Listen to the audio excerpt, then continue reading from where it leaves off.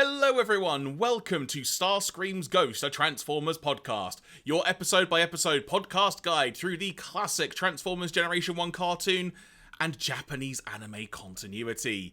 I am Jeremy Graves, and joining me as we embark on the Final Showdown on Earth for what is the Transformers Headmasters series, it is of course my good friend Mr. Andy Hanley. Good sir, we've made it to the end of Headmasters. How are you doing this week?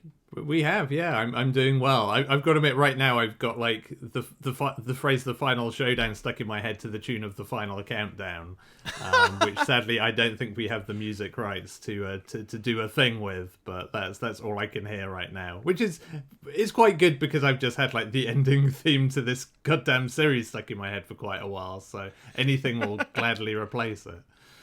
Exactly, and we'll get onto that when we get to the final moments of the second episode we're talking about today, because it explains in a way a lot of what happens at the end of the show, in some ways, as to just how much the music was imperative for the show.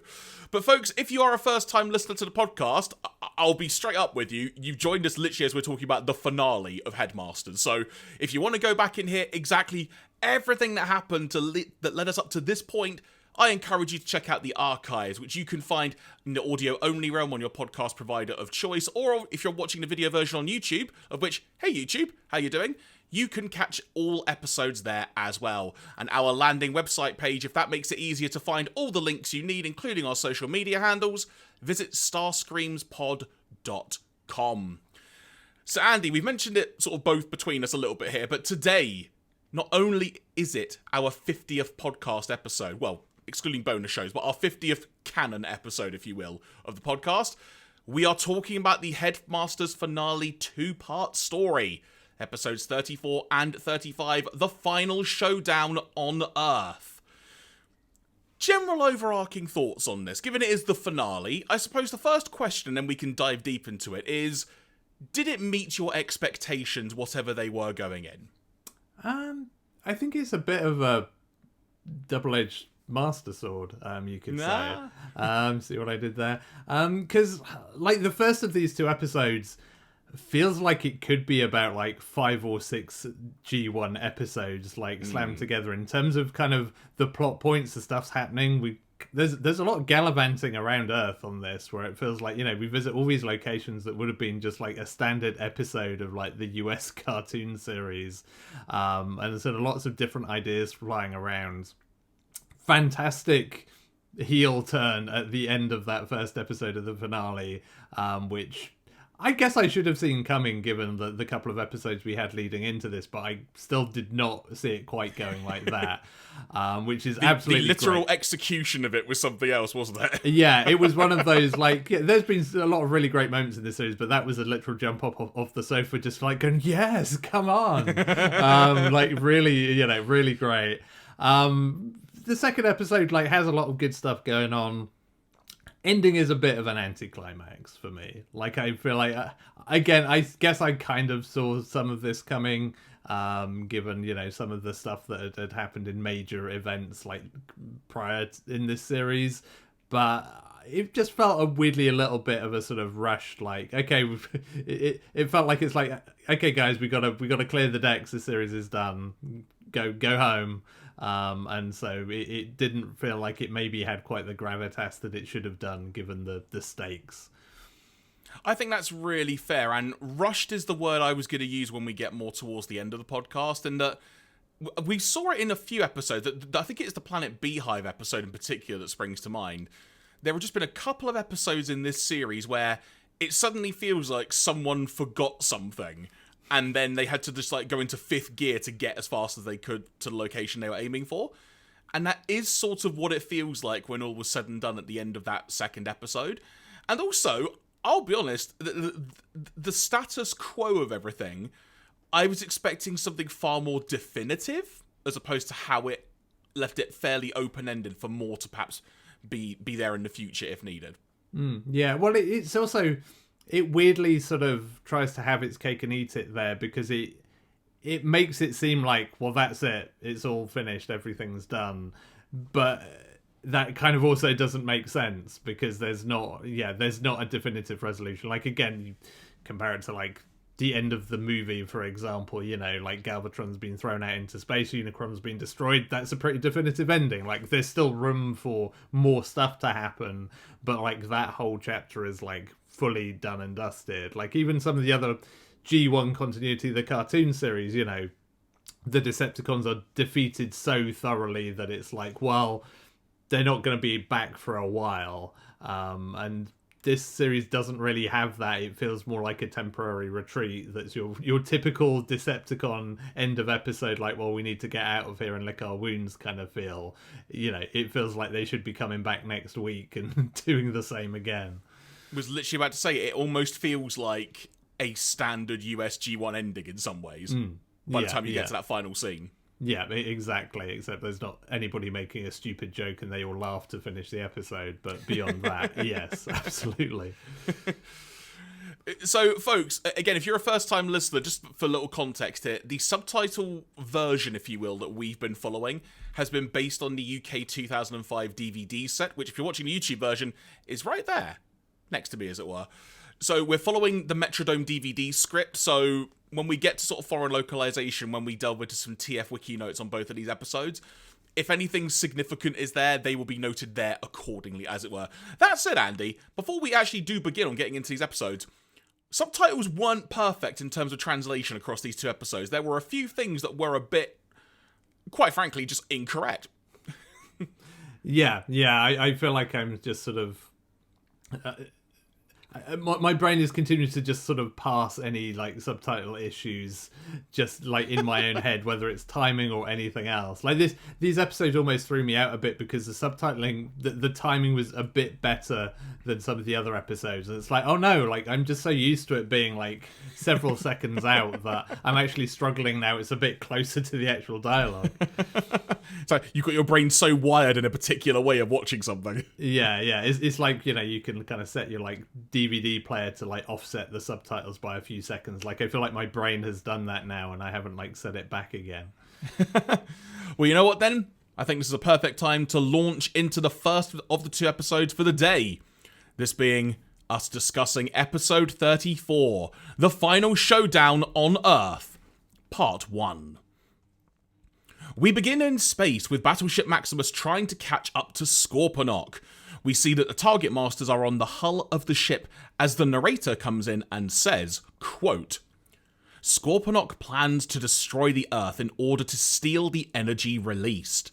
As Battleship Maximus heads for Earth, a strange incident occurs at an ancient site in Athens. End quote. We, the viewer, then cut to a shot of Earth, and more specifically an amphitheatre in Athens, where a tour guide is telling his party of people following him around and such about the location in general, saying, quote, This immense theatre was built 2,200 years ago. Most amazingly, the actors can perform on stage without the need for microphones. End quote. Now, I'm going to pause there for a sec, Andy. As an actor, I can elaborate on this.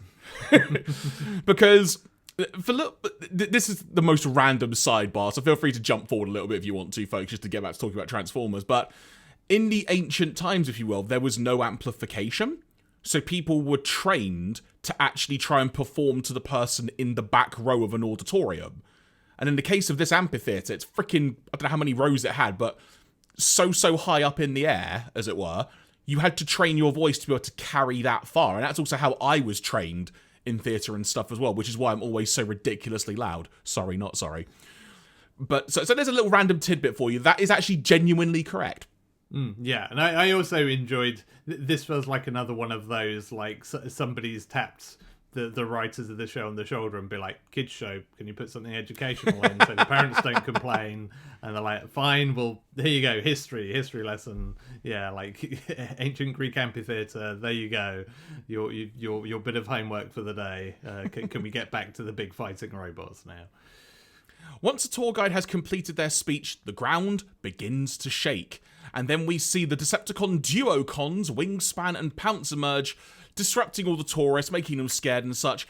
But more importantly, from beneath the ground, a giant missile-like machine appears from the ground and launches into the air, which turns out to be a satellite of some kind orbiting Earth. the narrator chimes in and says, quote, "This is only the beginning.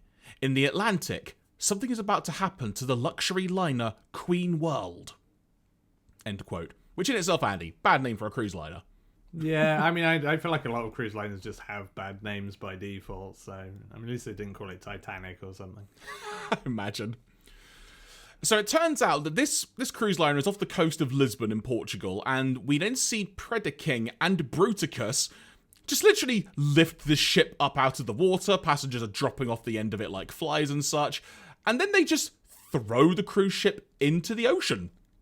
Mm-hmm. I mean, I will say, like, one of my favourite things in all of the Transformers cartoons is character just picks up a big ship and throws it. Because, like, remember when Optimus Prime does that with a big oil rig in, like, oil tanker in, like, season 1? Like, that just looks really cool. And it looks really cool here as well. Because, like, it's just a really impressive, like, sort of show of strength. Because you know, like, oh, you kind of have, like, in your mind's eye, like, this is how heavy this thing is. And just watching them lift it up and kind of toss it, like, I don't know, some relatively kind of mild package or something. It's just really, it's very satisfying. And again, also, we've had basically the equivalent of, like, 2 episodes worth of, like, plot ideas here.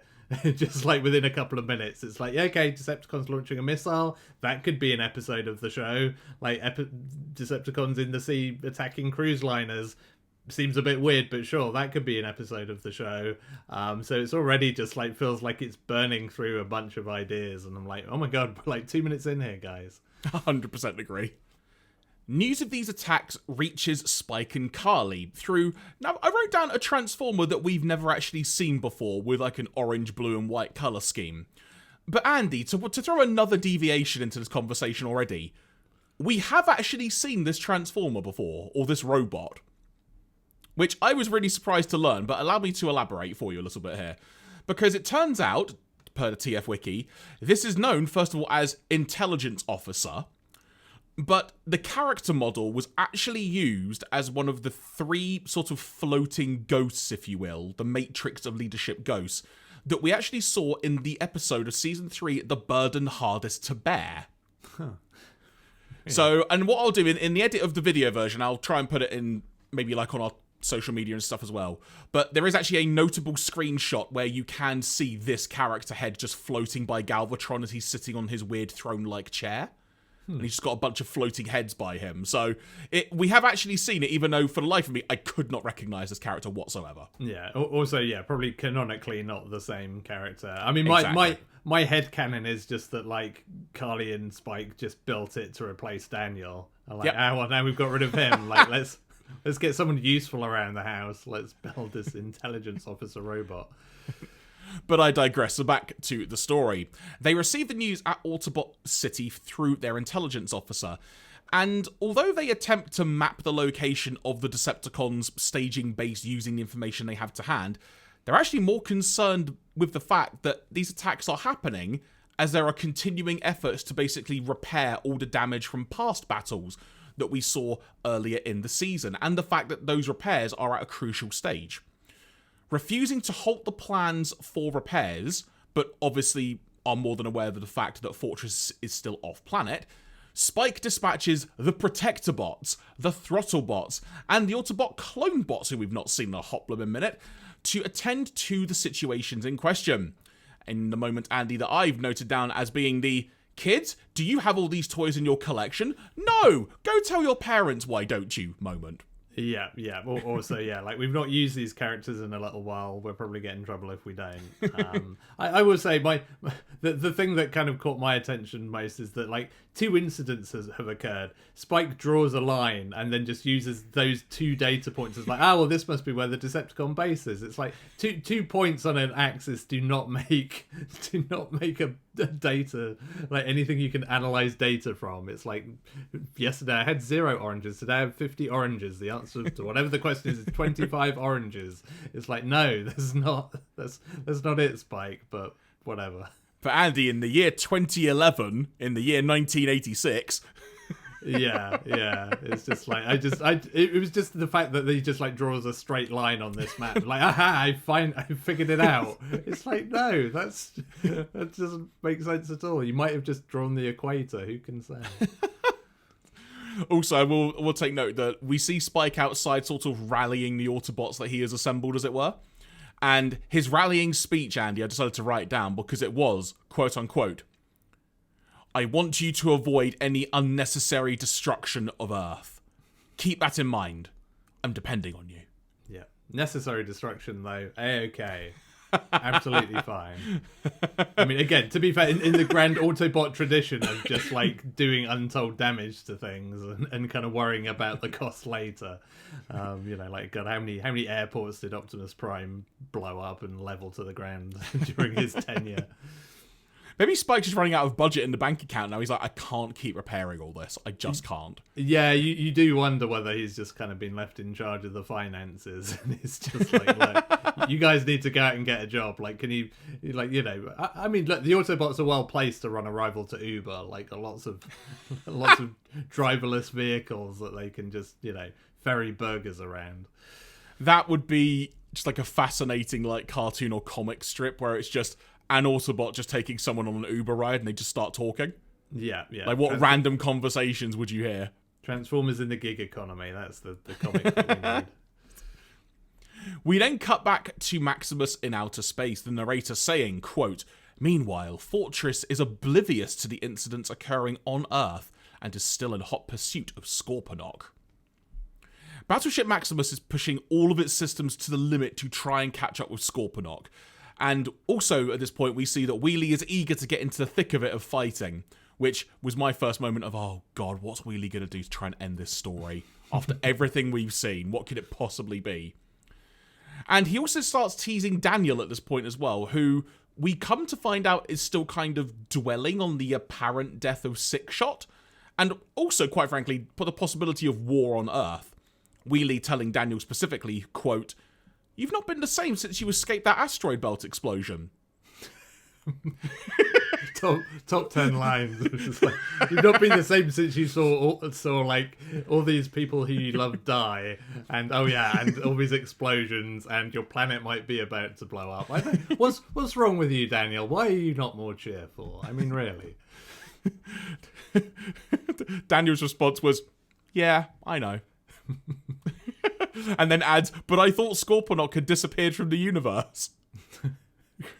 To which RC then chimes in, and this is where, Andy, I think for the first time in a while, we get our kind of children's safety notice kind of announcement in Transformers, because RC then says, "On the commander's orders, seatbelts must be fastened."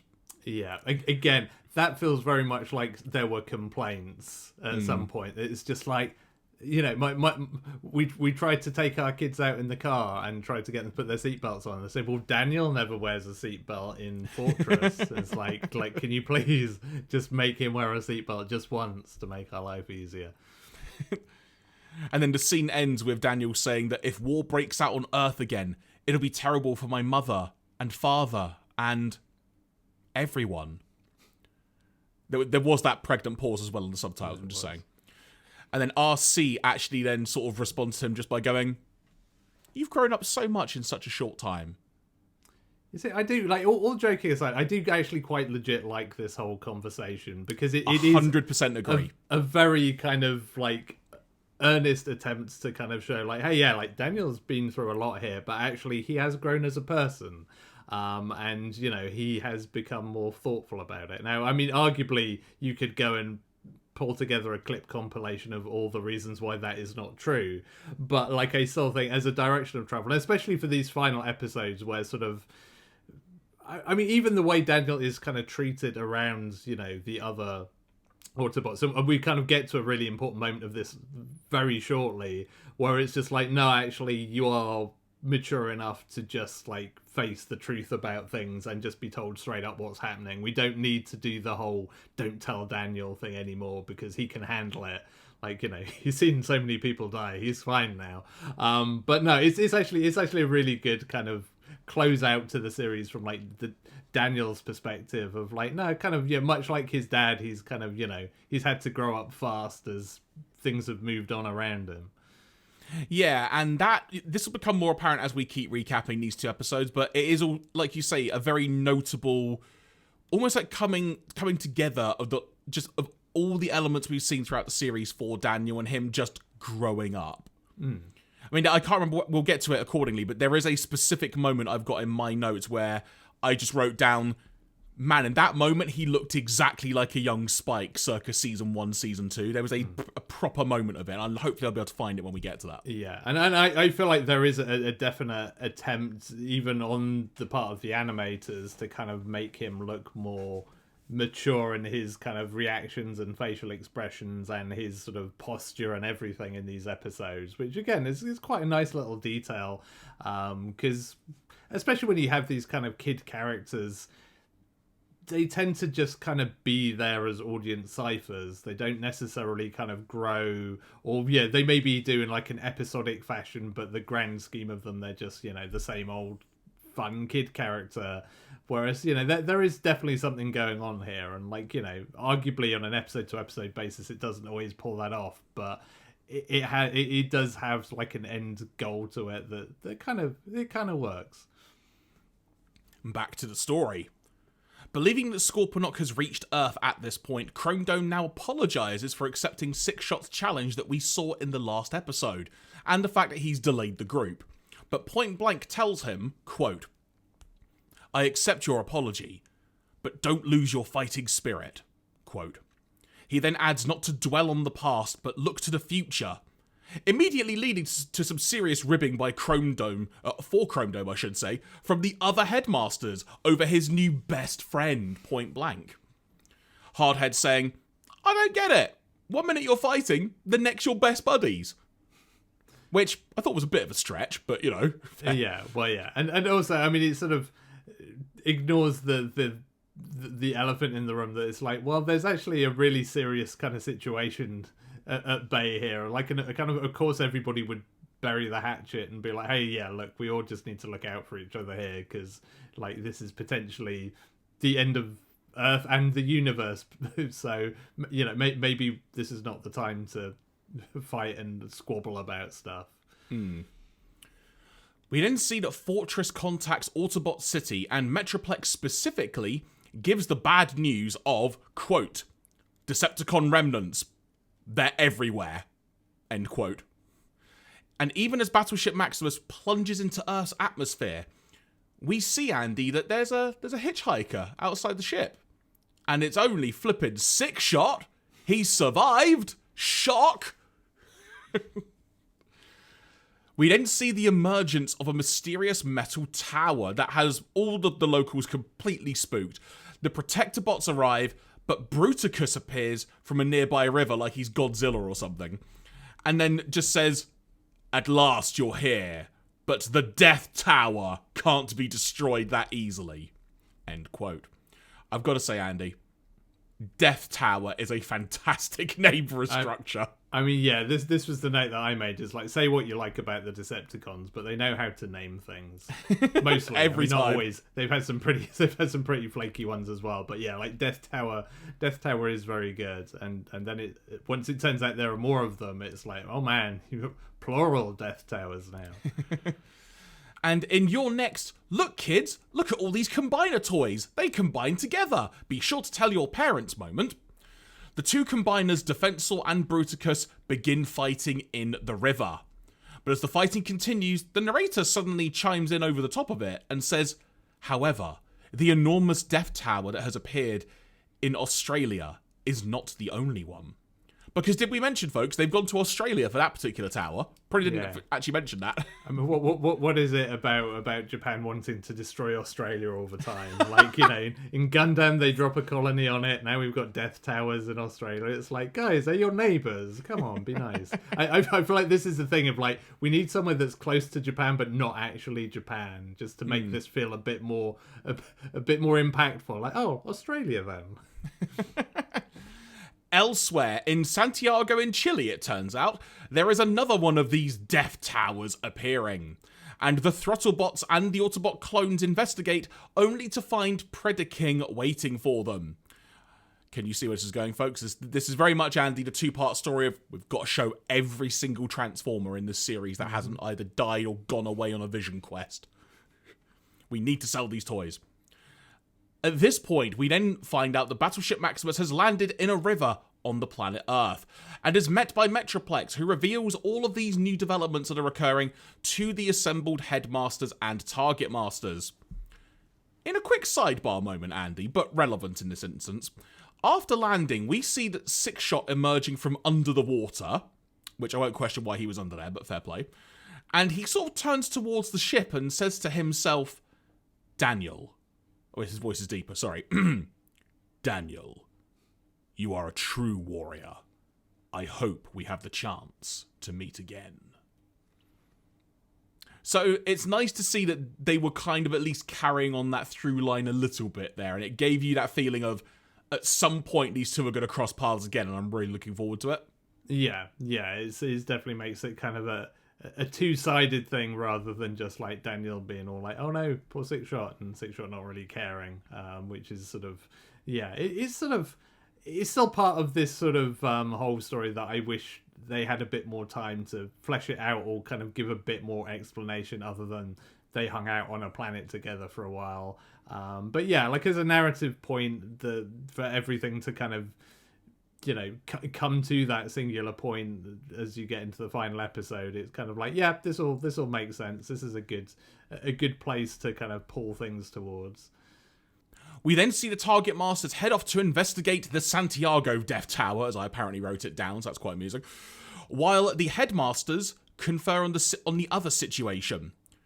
Fortress now realises that the two Death Towers are on the same latitude in the Southern Hemisphere, and expects to see two more appear in the north before long, and he suspects that they are part of Scorponok's plan to blow up the Earth. My initial reaction being, gee, really? I do also want to say that like Santiago Death Tower sounds like a really good like metal band or something. It does, in fairness, doesn't it? In the middle of this meeting that is occurring, RC rushes in to share the bad news about Spike's aircraft. And there's a very awkward pause when she realises Daniel's right in front of him. And then, like you said, Andy, there was that moment where this was the time when they thought, no, let Daniel hear this. Or they just went, look, he's seen so freaking much. At this point, this will just break him. Just do it. Yeah. It's one or the other. And I mean, again, having talked about bits of these final episodes feeling rushed, like, this is a moment where they could have just kind of barreled through it quite quickly. But it takes the time for a real, like, pregnant pause from Fortress of just, like, what should I actually do here? Like, he doesn't just make the snap decision, like, tell Daniel or don't tell him. He just, like, stops and just kind of looks at the 1,000-yard stare for a little while of, like, what should I do here? Like, there's a genuine kind of, like, moral conflict of how to handle this, which is, again, for a kid's cartoon, that's pretty rare. Like, it's normally just, like, barrel through everything at 1,000 miles an hour. But it actually takes time to be like, this is a meaningful decision for, like, everybody in this room, for, like, Fortress and for Daniel, of just, like, what does this mean for everybody involved in this? And I really appreciated that as a nice little touch. Also let the animators not animate anything for a few seconds, so they were probably into it as well. Exactly right. And the news in question, I should say, was the fact that Spike's aircraft had to make an emergency landing in the Andes Mountains while on the way to Santiago. Daniel's reaction to this was, but an emergency landing doesn't mean they crashed. My parents must be alive. RC, talk to me. And then Chrome Dome is the one that has to chime in, of all people, and say, well, he like, Chrome Dome, he has like a 50-50 chance here, Andy, of either playing the best card in the world or the worst one ever. Because his response to this is, Daniel, they'll be okay. Don't worry. We'll check it out immediately. You stay here and wait to hear from us. Yeah. And at this point, having already been hit by all the trauma we've seen him go through, the concussion he probably got in a couple episodes ago, just everything Daniel's been through, he's now, at this point, just completely distressed, but holding it together pretty well. And he just basically says, look, I'm coming with you. Like, I just want to know. Just let me come with you, please. And there's that awkward moment, like you said again, when Fortress has to have that moment of, oh, what do I do here? And he just gives a little nod to Chrome Dome, and off they go. Yeah, and again, it's sort of it sits against the typical kind of behavior of this series where Daniel's just like, I want to come with you just because it's like, I want to go on an adventure and I'm a kid. Like this is pitched in a very different way of like, no, I understand that this is an important, serious thing that has happened, and I want to be there to like help, support, whatever. And it's another nice little example of kind of personal growth as a result. While the team departs in the train bots for one of their few random cameos in over these 2 episodes, Fortress meets with the infiltration officer, Punch, who we've not seen in a blooming hot minute, Andy, which, off the top of my head, I want to say it's while Galvatron was still alive. Yeah, I think we saw him once, maybe after that, but it was certainly around the time of Galvatron's demise and his icy demise. So yeah, it's been a while, and he's been pretty infrequent throughout this series for like a kind of double-edged spy. Like you'd have thought he'd be in constant use, but it's just like he's pretty sparingly in this show. And the reason for this meeting is that Fortress is hoping that Punch will have some information about Scorponok's landing site. Unfortunately, he has little to offer. Scorponok landed in the Strait of Gibraltar, and as Punch, at that point, transformed as Counterpunch, as he disembarked the giant Scorponok, he turned around, Scorponok was gone. So where the heck did he go to? Literally no one knows. Meanwhile, back in Santiago, we see that Predaking is making life difficult for the Autobots, to say the least. That is, until the Target Masters arrive, who make short work of him, Andy, with Point Blank just simply taking a single shot and basically downing him for the rest of the episode. Yeah. The Target Masters seem like they continue to be sort of a bit OP in this whole thing, because like whenever they do turn up, they're just kind of single shot kill basically. And it's one of those like, why don't the Autobots just use them for everything? Because it seems like even the Zarak shield, it'd probably just get the Target Masters to shoot it. It'll probably fix everything. But before he actually does take down Predaking, he looks at the tower and he actually realizes, this being Point Blank I'm referring to, he realizes, quote, I've seen this kind of device before, end quote. Sure Shot attempts to scan the Death Tower, but the energy surges it's causing is so powerful it actually blows up his scanner, so that'll come out of his budget for the next, for the next payment window and such. And probably charge it to Spike, it'll be fine. It happened on Earth, that goes on Spike's budget. Fair point, actually. And then they look up and they can see a crackling stream of energy flowing out of the tower's peak. And now we come to find out that, we come to find out as we see Bruticus just kneeing Defensor clean in the face, which looked brutally great. The same thing is occurring with the Death Tower in Australia. And there, the Decepticon clones, Wingspan and Pounce, arrive to inform Bruticus that they are pulling out as they have to, quote-unquote, intercept the Autobots.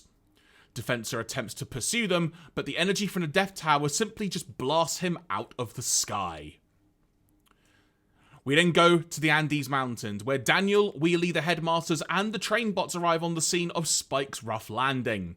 We see that several people, Spike included, are attempting to hoist up several unfortunate passengers who have fallen down into a crevice, including, it turns out, Andy, Carly, who is also unconscious.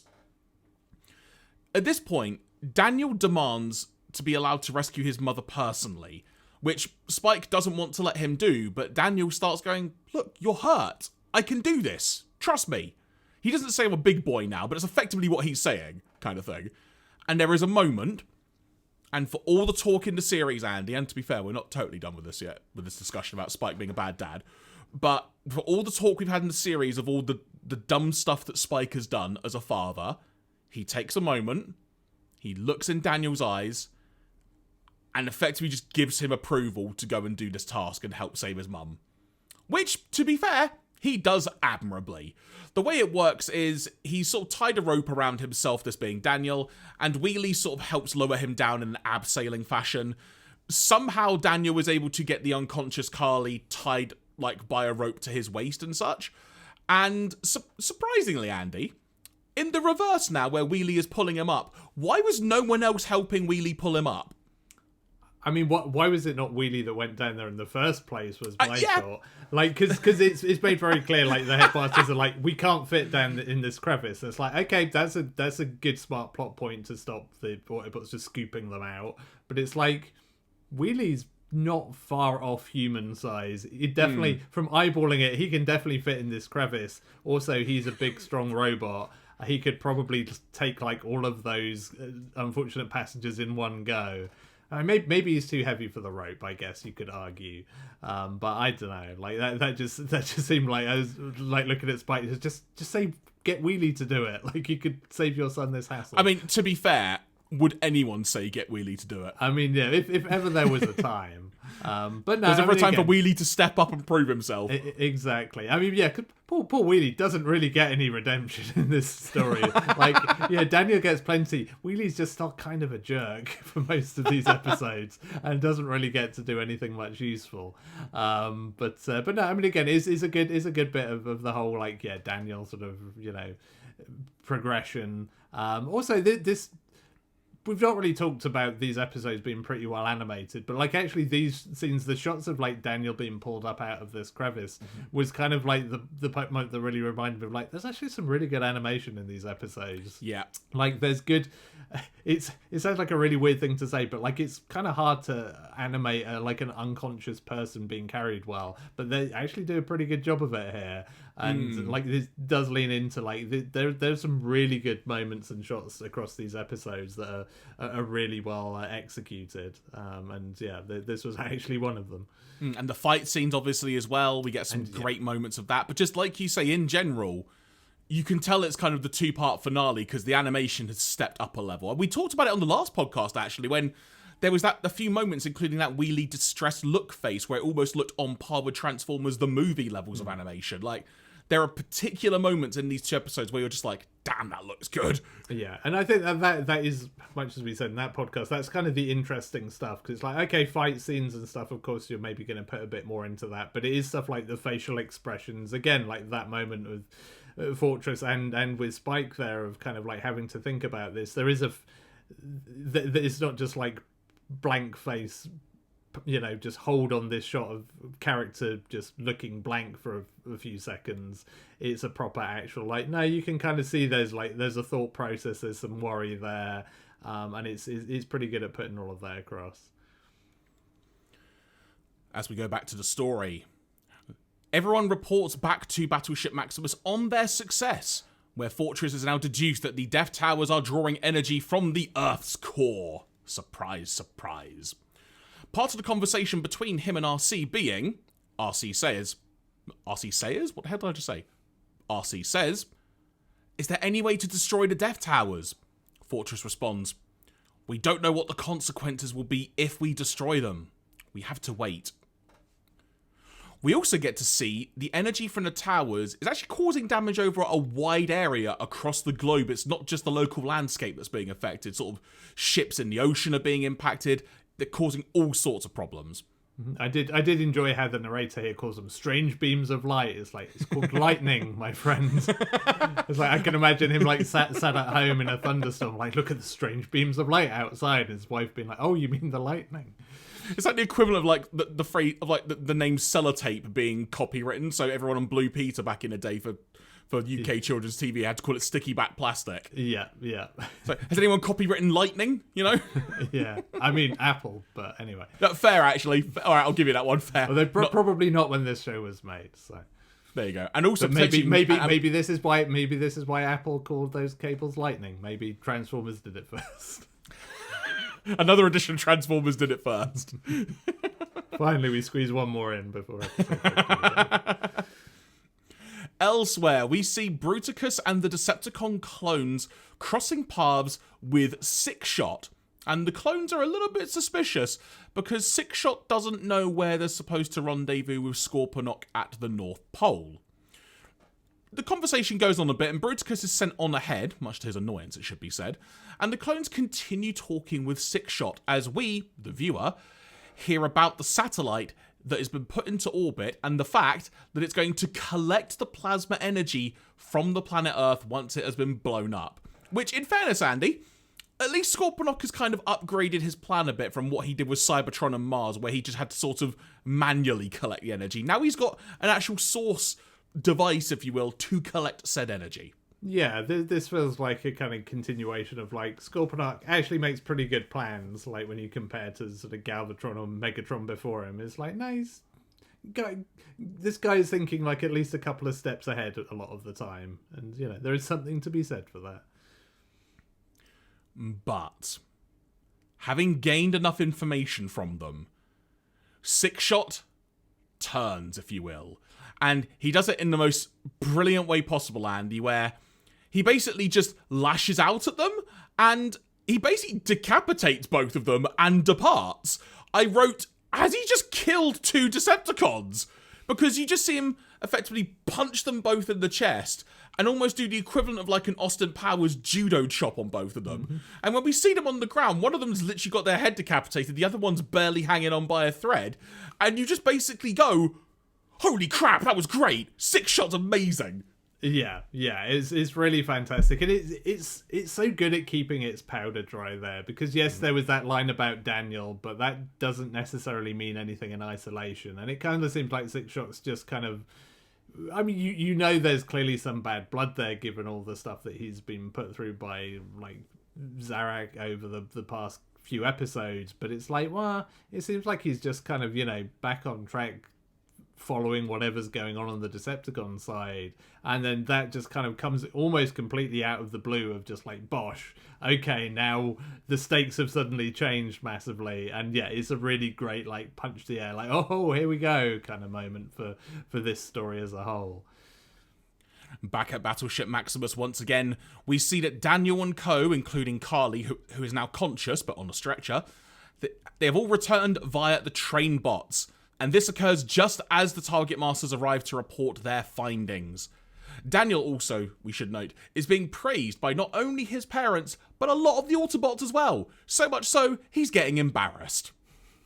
Don't let it go to your head, Daniel. We then cut inside Battleship Maximus, with the opening line of the next scene being Chrome Dome saying, "What? Those Death Towers are made of an ancient substance called gliss?" Now, Andy, before we go any further, I think we need to clarify this point, because this is where we were talking about the subtitles getting a bit ropey, as it were. They say gliss. However, I feel the need to point out an important note here. According to the TF Wiki, this is actually called Crysmagnetal, spelt Crysmagnetal, which is shortened to Chris Mag, which makes sense when you hear the characters say it, because they're basically going Chris or Chris, as it were, but we get various subtitles in this DVD as to how they're actually pronouncing it, so I'm just going to say it now, folks. The correct pronunciation should be Chris, as it were, or Kliss, but if you hear me say gliss, it's because of what I wrote down in my notes, and it was kind of me wanting to keep track as to how off the translation is being at some point. But that said, Andy, if you didn't have, say, a script to work with, maybe, you can kind of understand why you may have thought that. Yeah. I mean, it's sort of it works well enough. It kind of rolls off the tongue a little bit easier as a name in English. But yeah, it is another classic casualty of the differentiation between R's and L's in Japanese and the lack thereof, I guess. So yeah, a quick look here. Apparently, this was what it was called in both our DVD set, as well as the Omni Productions dub, which probably means then that they did that translation based on the Omni Productions dub. Yeah, well, they just kind of came to the same conclusion from it, which I could see. So there we go. But I digress. So Chrome Dome has said that line. Other dialogue then indicates that it's a substance, from beneath the sea, and it's something that people in the room have heard about, but have never actually found or encountered it. Point Blank then comes in and says, once it comes into contact with energy, it emits highly dangerous electromagnetic waves. Chrome Dome's response is, really? Then there's no way of destroying them? And a hush silence falls over everybody inside that meeting room. Just then, Andy, we find out a third Death Tower has burst from beneath the ground in, of all places, the White House garden in Washington, D.C. I mean, if I was going to put a Death Tower anywhere, that may well be it. And Scorponok's plan to destroy the Earth has grown one step closer to completion. And then, as the episode begins to conclude, the narrator comes in and says, quote, "Fortress knows that these Death Towers are constructed of gliss, or kliss, a substance from an ancient continent. But is there really no way to destroy these towers? Scorponok's evil scheme to blow up Earth is reaching its final stages. Autobot warriors, you must find a way to save the Earth." And that's how the episode ends. That is how part one of this two-parter finale, Andy, concludes. Overall, there was some very strong moments in that episode, but some great setup as well for just quite frankly, great setup for the final episode. Yeah, this is a great episode, I think. Like, it has a lot going on, but, it manages to find the time that it needs for, sort of character development stuff, as we've talked about around Daniel. It squares the circle on some of the other things that have been going on, kind of both recently and across the series, like even just the little kind of throwaway sort of truce, if you like, between sort of Chrome Dome and the Target Masters. Like, all of that stuff just feels really satisfying as a kind of wrapping up of that stuff and, moving things on to this final episode. And yeah, like it's also just good at raising the stakes on both sides, because we've seen Zarak's kind of blow up planet plan in sort of previous iterations, but this feels like a real step up. Like even the fact that he deploys the Decepticons that are still kind of left hiding out on Earth, like that's a really nice little twist in the tale right at the start, which again, it keeps its powder dry, because initially you don't really know whether this is related or whether it's just like the Decepticons are doing their own thing, and then it eventually kind of reveals like, yeah, this is all kind of pre-planned. But all of those little twists and turns around it just kind of, makes it really compelling. And then of course you have the 6-shot stuff as well, which is just, a really great kind of iconic little moment of just like, okay, the tables have turned as far as this character goes. Like there's just an agent of chaos now in this whole battlefield that could turn things who knows what way. Like, where is that going to end up? Completely agree. This was a really, really strong first episode for this two-part finale. And don't forget, we mentioned in the last podcast as well that this part one was actually shown as part of a double bill with episode 33. So after this, there was a week gap before the finale, as far as I'm aware. Yeah, and that sort of feels right. Like, I mean, even when we mentioned that last episode, it's like, yeah, I can probably see how this would go down as a cliffhanger. And yeah, like it's good because it's set up all the stakes, all of the pieces are in the right place on the chessboard. It's just a case of seeing where they land. The answer is in a big circle with friendship, but we'll get to that. So let's go to the TF Wiki to get some notes on part one specifically. First of all, Andy, a quote from the Omni Productions dub of this episode. This is from Wheelie as Daniel is preparing to rescue Carly. Apparently, Wheelie at some point says, "I wonder who's responsible for this operation." Just a random quote there for you. Continuity notes. No trace of the Decepticons could be found on Earth back in Miraculous Warriors Target Masters Part 1. Precisely where they have been hiding is revealed in the next and final episode of the series. Animation and technical errors. The map in the Autobot command room is frequently horrifyingly inaccurate. The first time it appears, North America looks like it's been on the Atkins diet. I mean, to be fair, I like to think that canonically, like Spike had drew the map himself. It's like, no, I know what please Transformers, please Autobots. I know what the countries of Earth look like. I'll make the map, and that was the result. I am human. Yeah, exactly. As the human representative in the whatever it was, United Nations of Space or whatever the hell he was doing. It's like, yes, I am the Earth expert here. Remember that episode when I was a horrible dad but a great tactician? Yeah. Yeah. Continuity errors.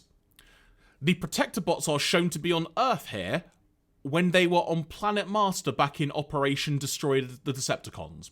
Yeah, I mean, probably just decided to come back to Earth. That's fine. There are myriad opportunities to head back at some point. Likewise, at various points over the last few episodes, Wingspan and Pounce and the Predacons were all shown to be part of Scorponok's team out in space. In fairness, it's not particularly clear from this episode whether or not Scorponok has made it back to Earth by the time these guys conduct their attacks, so that may not be any error, or they could have just been sent to Earth ahead of Scorponok when he then had to stop in the asteroid belt during Duel in the Asteroid, or Duel on the Asteroid, excuse me. Yeah. But the implication is that they've been hiding on Earth all along, which is why it's noted here. Yeah, it is a little bit odd. Yeah, that was my kind of thinking. It's like, no, they probably just while he stopped off for refueling, basically, is just he sent a forward party, which would have been very sensible. The throttle bots really look like they went to the junkyard in the sky way back in Approach of the Demon Meteorite, but all 6 of them appear fit and healthy just fine in this episode. Yeah, I did think something. I was surprised to see them, and I couldn't remember why. And yeah, I guess that would be it. But again, like you say, this was very definitely, these two parts are very definitely like show all the toys without exception. So for that reason, I was not too shocked to see them have a bit of a cameo. So on the foreign localization bit, I'm going to sort of save some of it for when we get to part 2, Andy, but I do feel the note to note 2 of the episode titles in foreign languages. First of all, in Italian, this episode was known as In Space, Close to Earth. I mean, technically, yes. Space and Earth are incredibly close to one another. And in Spanish, apparently, this was known as The Enigma. I can't explain that anymore, but that's what it was. That almost feels like they gave this to a translator who just didn't understand the Japanese title, and it's like, it's an enigma, and then they said, "Oh right, okay, all right, the enigma, right? That's the episode name." So there's a fun note for you. But from there, Andy, any additional notes on part 1 before we delve straight into part 2?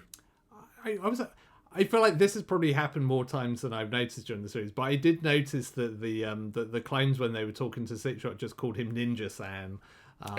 Good, wasn't it? Which I enjoyed a lot. I feel like he has been called that a few times before, but he mostly just gets called Sixshot. But I just like the fact that they just called him Mr. Ninja, and it's like, yeah, it's pretty good.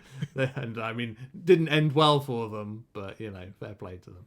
Well, we'll come back to that in a few minutes, Andy, because it may have been totally fine for all we know, but let us now advance to the final episode of Transformers Headmasters, episode 35, The Final Showdown on Earth, part 2.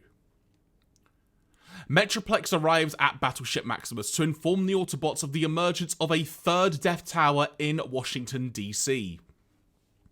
Mapping out the locations of the existing towers, Fortress is now speculating where the location of the 4th tower will be, and theorizes from this that the Decepticons may be hiding beneath the Mediterranean Sea. Highbrow goes one better, however, because he puts the pieces of the puzzle together, and according to Earth legends, as they say, the ancient continent of... This is where we're going to get a bit weird here, everybody. The actual name, per the TF Wiki, is Lemuria. Lemuria. But in the subtitles, Andy, for whatever reason that we saw, it was Demonia. Which, I mean, to be fair, that sounds pretty cool. So. Oh, it does, but also incorrect.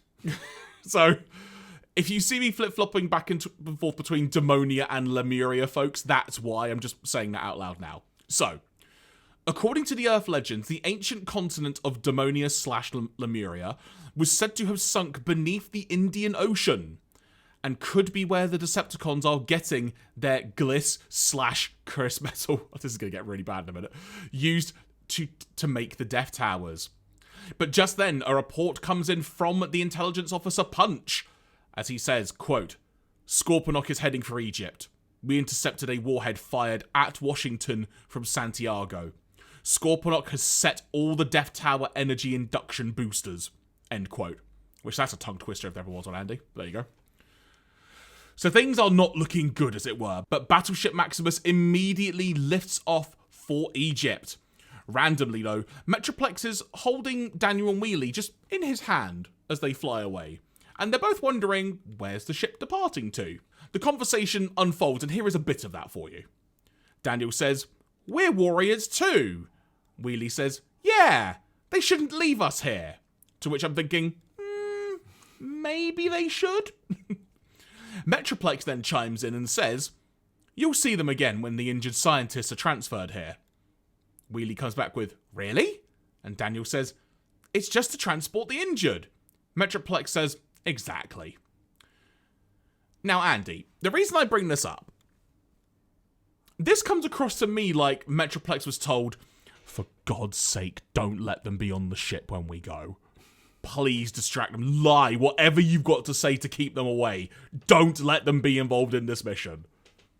Am I reading too much into that? Again, appreciating it's a kid's cartoon, but it seemed very out of character for what was leading up to this and what we see. Yeah, it's sort of weird because, that was my reading of it at the time. But then it does also seem like it's true because all of that does, they do, as we get onto, the injured are brought back and sort of Daniel does end up getting brought along for, the things to come. So it seems like it at very least wasn't entirely inaccurate. So I sort of ultimately came away thinking like, oh no, maybe this is actually another moment of just like, no, we're just going to like be straight up with Daniel of just like, this is what's going on. But yeah, certainly immediately it sounds like, oh, this is just an excuse to be like, no, look, stay out of this, kids. Meanwhile, Sixshot, already in Egypt, is examining the area, and he comes to a big hole in the desert, saying to himself, "There's no doubt about it. Scorponok's been digging around here." And that's just based on it being a giant hole, Andy. Yeah, it just makes him sound like kind of an errant pet or something. It's just like someone's let the dog out. It's like, it's been digging in the garden again. But it turns out he's not the only Decepticon around. Because, now, for context, folks, Maximus is sort of flying through the Alps at this point to get to where they need to go to. And for some reason, Andy, Sound Blaster is just hanging out in the Alps. And just sort of random skiing holiday. He's probably got some paid vacation. He's just like, yeah, just gonna go skiing. Why not? Fair. And he sort of peers around. I was gonna say a mountain side, but yeah, sure. He peers into view and can see Battleship Maximus. Then reports via radio to the Horicon Apeface, who is standing guard by a pyramid, that Battleship Maximus is approaching Cairo. Apeface then alerts Scorponok, and the Decepticon Headmasters are sent out to attack accordingly. And I did want to note, Andy, Sound Blaster's dialogue for that transmission was, "This is Sound Blaster from the Alps. Do you read me?" Just got to show off that he's in the Alps. It was just the way that the line was just, "This is Sound Blaster from the Alps." It's just, for some reason, that just really made me chuckle. If you did listening to this as well, thank you for appreciating that joke. But now, I digress. Fast forward a bit now, the Decepticon Headmasters have approached Battleship Maximus and are looking for a fight. The Autobot Headmasters meet them on the hull of Battleship Maximus. We get a bit of back and forth dialogue here with the Headmasters of the Autobot side basically going, "What are you going to do? You ain't going to beat us." And then we get a bit of dialogue back from the Decepticon side of it, which unfolds as follows. Weird Wolf then says, "Don't make me laugh. We'll show you our trio formation." And then Mindwipe immediately chimes in and goes, "What's the trio formation?" And then Weird Wolf says, "It's a confusion strategy I've come up with. Listen." And then they huddle up together. And then the Autobots are now already concerned because Hardhead starts saying, What are they doing?" And then Chrome Dome says, "It's some sort of devious trap." And then they reveal, Andy, their new trio formation. It's a pivotal moment in the show, whereby the Headmasters in essence, combine by transforming into their respective beast modes and stacking one on top of the other of each other like they're a totem pole. Yeah, the cue your inevitable kind of goofy slapstick moment of this episode, which, to be fair, I always roll my eyes at these, but this one did actually make me laugh as well. Again, partly because it's really well animated. Like, they clearly have fun of just like, we just need to make this look as stupid as possible, especially having built it up like this. The way they just kind of slap on top of one another just looks really goofy and comic. And then, of course, it adds an extra layer on top to really kind of to put it across. Indeed, and some of the dialogue after this plan was initially revealed is the Autobots are like, what the heck are they doing? What's going on? And Mindwipe's reaction is, brother, they're really confused. And Weird Wolf then says, of course, I spent a sleepless night thinking this up. But then, the Autobots, again, still not sure what to make of this entire thing. Any worries they had are taken care of pretty much immediately when the Horrorcons, Apeface and Snapdragon, arrive. They basically go, oh, we can help with that. And then they both transform into their respective beast modes. They just drop right on top of the totem pole stack, unbalancing it. And then Fortress, in the control room, it's like he knew what was going on. He hits the big button on his console. They fire the boosters on the ship. And the sudden jolt sends all the villains just toppling off the side of the ship. Yeah. And also almost the Autobot Headmasters as well. In fairness, they're like, whoa, hang on a minute, we're out here too, fella. And it's at this point that the fourth Death Tower emerges from the sand. So yeah, that was a great scene. But at the very least, check out that scene. Seriously, yeah, it's good fun. Honestly, the thing that really sells it is like when the Horrorcons join in the thing. It's just like Mindwipe's face of just like, oh no, this is it is that typical kind of like kids in the school playground thing where everyone's just like, yeah, let's all like stand on each other's shoulders, and then one too many people are just like, yeah, me too. And like, no, this is terrible. It's very, very good. We then cut back to the USA, in San Francisco specifically, where I guess, Andy, that the Queen World cruise liner was successfully recovered by Metroplex and docked because it was totally fine. Yeah, I'm sure the passengers really loved that cruise, where they were just picked up and like tossed across the ocean. Probably would be. Maybe Spike has to pay the refunds for that as well. Maybe that comes out of his budget. Who knows? But interestingly, it looks like this is being used as sort of like, I can't think of the right word, but sort of like a base of operations, if you will, for like the injured and whatnot. Because we see Daniel is talking to his injured mother, Carly, still on the stretcher, who reiterates that she is so proud of Daniel.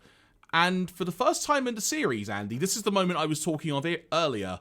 There's a close-up shot of Daniel in response to what Carly says. And I genuinely thought it was Spike from like sort of season 1, season 2 time. There was just a moment when it's like, oh wow, like that's actually far more powerful than I thought it was going to be in the context of us watching all of this. Yeah, and that really did feel deliberate. Like sometimes you feel like, am I reading too much into just like, you know, they maybe haven't animated this or illustrated this quite the way they meant to, but that felt very deliberate. Maybe less so the fact that Carly kept telling Daniel she was fine. It's like, she doesn't look fine. She looks pretty out of it here. Like I'm not sure whether that was a deliberate ploy of just like maybe Carly is not fine, or whether that's just like, nah, you maybe could have just animated Carly a bit better. Then Wheelie ruins the moment to report that Fortress has called all available Autobots back to base. And there's a moment here where Daniel's like, oh, man, I really want to be here with my mum. And I'm just like, you're a human! You don't need to do this. But that aside, Carly, without hesitation, just says, go. Like, help your comrades, effectively. But Daniel is hesitant because he wants to be with Carly. And then Spike, the father, the husband, he has a decision to make, Andy. We've seen decisions he's made in the past. And he decides in this instance to tell Daniel, look, I will take care of Carly. You go and do what you have to do. Specifically saying, quote unquote, don't be distracted from your task. Which, I kind of also thought, to be fair, he is trying to care for his mother. You know, he's not really distracted, but that aside. And it's decided Daniel will go. And so him and Wheelie are heading off, and the final words from the parents are Carly, who is still lying on the ground on the stretcher, saying, "Be safe." And there's like an slight awkward pause. And then Spike just quickly adds, "Don't be reckless." That's his words of encouragement. Yeah. Again, very good at the motivational speeches, is our Spike. Back in Egypt, Scorponok is by the 4th Death Tower, but underground, and indicates everything is nearly ready with his plan. He then directs the Decepticon clones Wingspan and Pounce, who, as I wrote down, I guess they aren't dead then, after what happened in part 1. Yeah, some emergency repairs were required, I guess.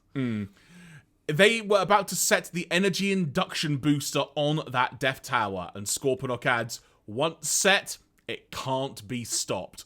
All of Earth's energy will be ours." Then, moments later, the task is accomplished. The tower begins to surge violently with energy, and Scorponok emerges from beneath the desert sands and orders all Decepticons to climb aboard his transector. Maximus then flies overhead, sort of nearby, and starts saying over a speaker, "Scorponok, it's not too late. Abandon your undertaking." To which Scorponok, quite predictably, just responds with, "Don't talk nonsense.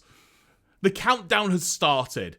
I'm only waiting for docking. Decepticon warriors, all aboard." Fortress then begins to transform, and it's time for Fortress Maximus to make an appearance, and as he raises the Master Sword above him to strike Scorponok down, he is electrocuted by energy from the Death Tower. Because, Andy, you know how earlier in this podcast you mentioned it's lightning? And you know what lightning does? It conducts things, and it gets attracted to metal. And what did Fortress Maximus raise in the air? A giant metal sword. And so, of course, Fortress Maximus just gets completely electrocuted right before our very eyes. Yeah, he does indeed. This was also a point where I realised that this episode was going to have to rush to the end because we got the whole Master Sword thing without the big long transformation scene, and it's like, man, you spent all that time and budget on animating that. This was probably a moment where you were going to deploy it and you did not. We are clearly running on borrowed time here, because if you didn't use that animation, then oh boy, you've got a lot of work still to do. And Scorponok's response to what we just saw was, "You have a part to play in my plan. You mustn't die too soon." Scorponok then lifts off, promising to see the Autobots at the North Pole.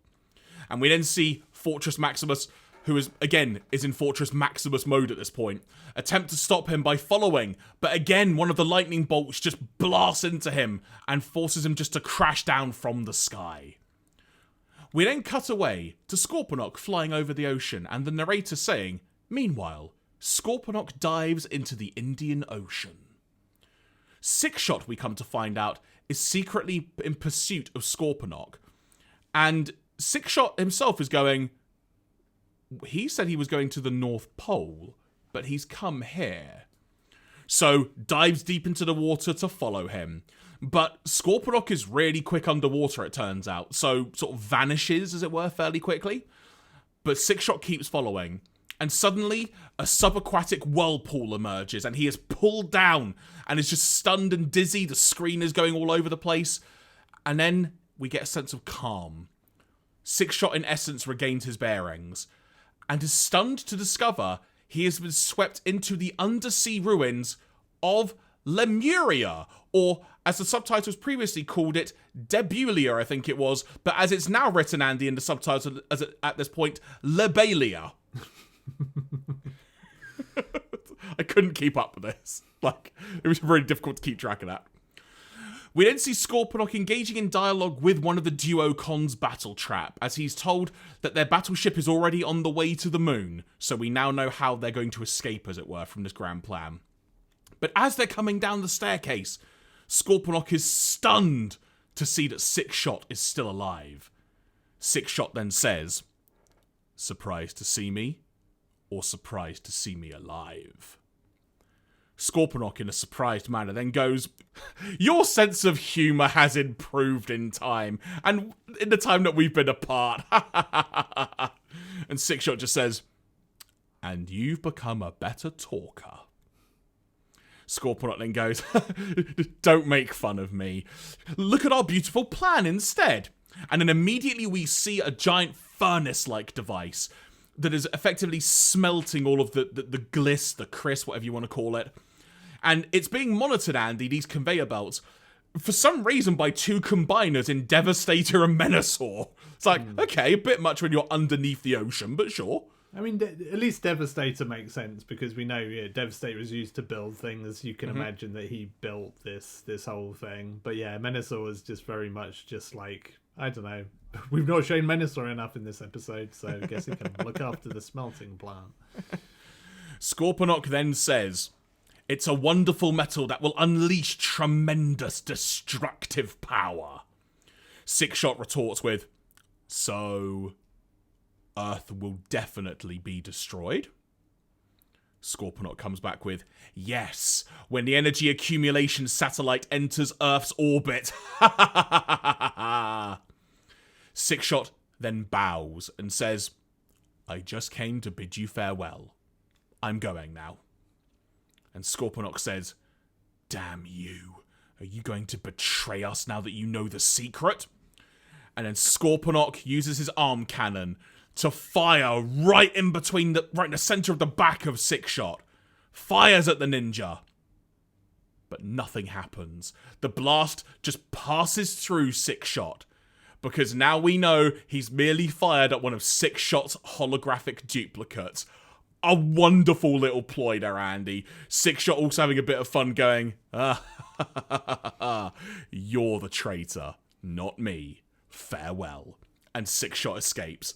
I loved this scene. This was great. Yeah, it's a classic. It's a classic little ninja moment. I mean, obviously, this was the progenitor of Naruto. Transformers invented Naruto as well. Let's put that on the record.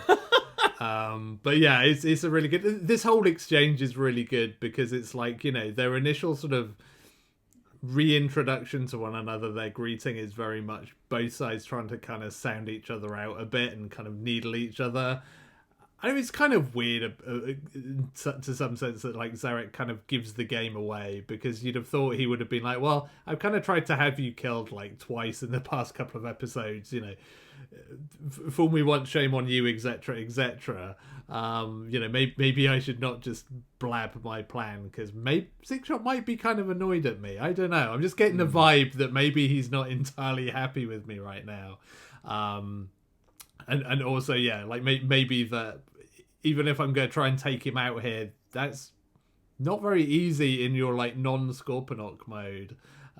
So yeah, like a bit of a dumb moment from Zarek, but very satisfying, and a good kind of. And again, even at this point, you're still not entirely sure what Sixshot's kind of game is. Like he's clearly not happy with Zarek and wants to thwart his plan, but it's like, what does that mean? Does he just want like Decepticon success in another way? Like what's he actually want to do here? Which kind of is what sort of drives a lot of this sort of episode for me. Completely agree. And I love, like you said, I love the sort of the little feeling out of each other, as it were. It was just a lovely escalation throughout that scene. But as soon as this scene is done, though, and Sixshot has escaped, Scorponok then just says to himself, "I'll destroy everyone on Earth." Then we see the energy emissions from all of the Death Towers start to increase. Then a fifth tower appears at the South Pole. And we see Earth being encircled in a big energy field that's wreaking havoc with the balance of the planet in general. We've seen what happens before, Andy. We've seen this a couple of times in the show now. To be quite frank, stuff is going very badly. The narrator describing it as, "It's as though the Earth has been encircled by a spider's web, and its people are destined for hell." I loved that line. That was so good. Yeah, very, very good. Very good from a narrator that doesn't know what lightning is.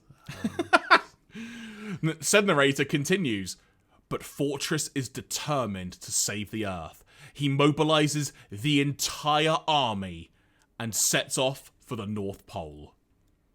Now, unsurprisingly, the entire Decepticon army is waiting for them when they arrive, including just a wealth of inactive Gliss/Chris, just on sort of like a platform behind them, as it were. I can't think of the right word off the top of my head to use. It might come to me in a few moments. But also, interestingly, the Autobots notice that Scorponok's robot mode looks like it's been increased a bit, almost like he's got a bit buff at the gym, in essence. Almost like he got an upgrade of some sort, because this is specifically mentioned. And then there is a moment just before everything kicks off where Daniel, in his exosuit, and Wheelie, they're looking out of a window and they can't see Six-Shot. And Daniel is now convinced that Six-Shot is no longer a Decepticon. And a literal battle of time begins because Scorponok makes it clear that the Decepticons' goal is simply to hold off the Autobots before the timer runs out, but don't forget the timer's going to run out because we all need to escape. And a hail of laser fire just begins in this colossal battle with all the Autobots that are assembled, all the Decepticons that are assembled.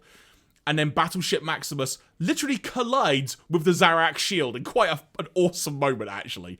Scorponok uses the Zarak shield to basically just throw Battleship Maximus back. It was a great moment. The respective target masters are squaring off against each other. Twincast and his cassette save Chrome Dome and Hardhead from Mind Wipe's hypnosis. Fortress then shouts, "Big mode!" and becomes Fortress Maximus, and we get the full transformation. Well, near enough the full transformation at this point. And then he begins to confront Scorponok directly. And as the two giant foes are grappling, Scorponok distracts Maximus by telling him to watch out for their fortress overhead. To which Fortress Maximus is kind of like, "What?" and looks up.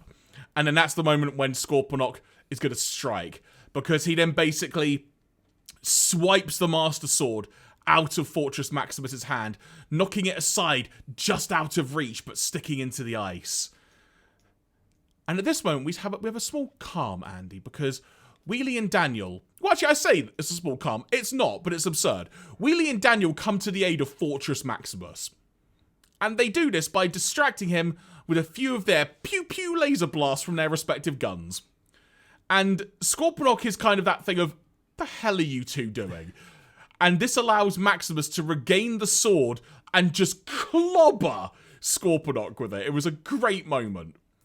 We then see a Duocon come into play and is about to attack the two U's. And then suddenly a laser beam comes out of nowhere and strikes the Duocon battle trap, who is then tackled by Defensor. We've got like so much action going on, it's really difficult to recap. And at that moment, Daniel realizes that random shot had to come from Six-Shot. And he starts running away a little bit to sort of a little area that's got no one else fighting.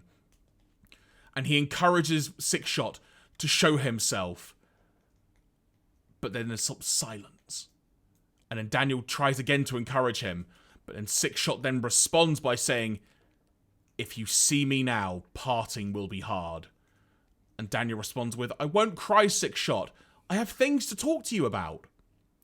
Suddenly, Menasor of all Transformers appears before Daniel, is about to stomp him like he's a weed or something. And suddenly Six-Shot has to come out from nowhere to save him. And then Six-Shot appears, because he was cloaked, and simply tells Daniel, "You must look after yourself. Take care, and farewell." And then he vanishes once more. This wasn't the definitive ending I wanted for their relationship, Andy, but this was a really cool moment. Just really, really cool.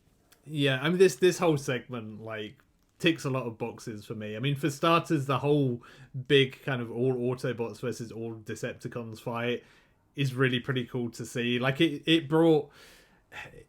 sort of finally brought to bear things that, like, when I was a kid and I first got into Transformers, one of the things that I loved was there were kind of, I feel like there were maybe like 2 or 3 different ones that with these huge like promotional images that were all of the Autobots and Decepticons fighting each other, and it was all kind of the different sort of toy designs, and it was clearly, you know, it was made to be, hey, look at this, kids, you could own all these robots and have them all fight, but they were these really cool like big like space vistas and stuff. And like the TV show and even the movie never really gets to do that. Like not in quite that fashion. Even like, you know, the assault on Autobot City in the movie is not quite the same thing. And this was the first time I feel like I'd seen an animated version of one of those images where it's just like everybody just piling in. And as brief as that was just a little kind of checkbox on like kid me satisfaction of like, oh, it was that but moving. That was really cool. Yeah, it really was that sort of dream scenario you wanted to see animated. Yeah. So that was really cool. Yeah, like the Scorponok Maximus stuff is good. Like, I mean, I can't believe Fortress Maximus falls for the like, oh, look over there trick. It's like, come on. Like, how long have you been doing this? Surely not. But then, yeah, like the Six Shot stuff is really good as well. Much as I feel like Six Shot's actual, what he was trying to say to Dan was like, kid, I'm trying to hide here. Can you not kind of run around going like, Six Shot, where are you? Because I'm in stealth mode here. I'm trying to just like pick people off. You know, would really help if you didn't just yell out my name. But I kind of like how ambiguous that whole thing is, because that is a very Six Shot thing, right? He's not big on feelings, funnily enough, for a Decepticon ninja consultant. But it sort of made sense that he was just kind of left it all ambiguous. I kind of liked it for that it didn't have a definitive like, yes, we're friends now, Daniel. It's just like, no, this is just, I'm just gonna go off into the night. I've done my part. I'm out of here. It was really, really well done. But it's not done, folks. Because as this is going on, Fortress Maximus and Scorponok's duel has moved, allowing Scorponok to position himself onto that platform of the Gliss/Chris that I mentioned earlier. And as Fortress leaps at his opponent, a glint of light in the sky can be seen. Kind of like, if you imagine that big like little star gleam that you see like when Team Rocket gets blasted off in Pokemon, like one of those type things. But what that means is that the big energy absorbing satellite is now directly above that platform. And when Fortress Maximus leaps into the air, it kind of helps discharge a load of energy, and it completes the circuit, if you will, that was about to be completed. And it threatens just to tear the Earth apart. Both Maximus and Scorponok are caught inside this giant beam, which means that neither of them can escape it effectively. Sans Scorponok, because he disconnects from the Transector, i.e. he's now returned to his Zarak form, if you will, and he retreats and is able to just leave his Transector there inside this energy field, and as well as Fortress Maximus. And effectively, he just goes, all right, guys, we're done, to all his Decepticon comrades. It's like, let's go. And everyone is now realizing, oh, wait, this is going to blow up, and he's stuck inside. What do we do? And there's this moment of panic, and the Headmasters, all four of them, attempt to power up their commander by entering the head formation of friendship to send their energy to him. But it's not enough. And then we see Fortress buckle down to one knee. And then Daniel has a random flashback, I'm assuming, Andy, to one of the previous episodes, because I won't lie, I didn't remember this happening. But it's Six Shot telling him about the strong bond that the Autobots have. And it's based on that thought, he has the idea to have all of the Autobots present lend Maximus their strength. And Wheelie then calls out to all the assembled Autobot forces, and they all link arms and form a ring around the Headmaster's head formation of friendship. And Daniel says, it's the power formation of friendship, everyone! To which the Transformers basically go, they kind of silently go, no. This is final formation! And the Headmasters channel their combined energy of all of the Autobot army present and send that energy into Fortress Maximus. He has now been supercharged by all of his comrades. He looks like he's in the opening sequence of He-Man and the Masters of the Universe, or Thundercats, holding the sword above his head. It's a freaking great moment. And he redirects the energy beam back into the satellite above, destroying it. And this is also much to the shock of the Decepticons, who are all watching in space and are basically just going, oh, you've got to be kidding me, really? All that effort, and they did that. Then, with a single slash of his mighty blade, Fortress Maximus destroys the Zarak shield transector and splits it literally in two, causing it to explode into complete smithereens. Then we rapidly cut to a shot over a car motion. Yeah. Which we'll get to in a second, Andy, because that's actually that was how quick it happened. But that closing section, it's freaking ridiculous. Ultimately, the friendship helped solve all this. But that said, I loved the visual of all of this. This was such good fun.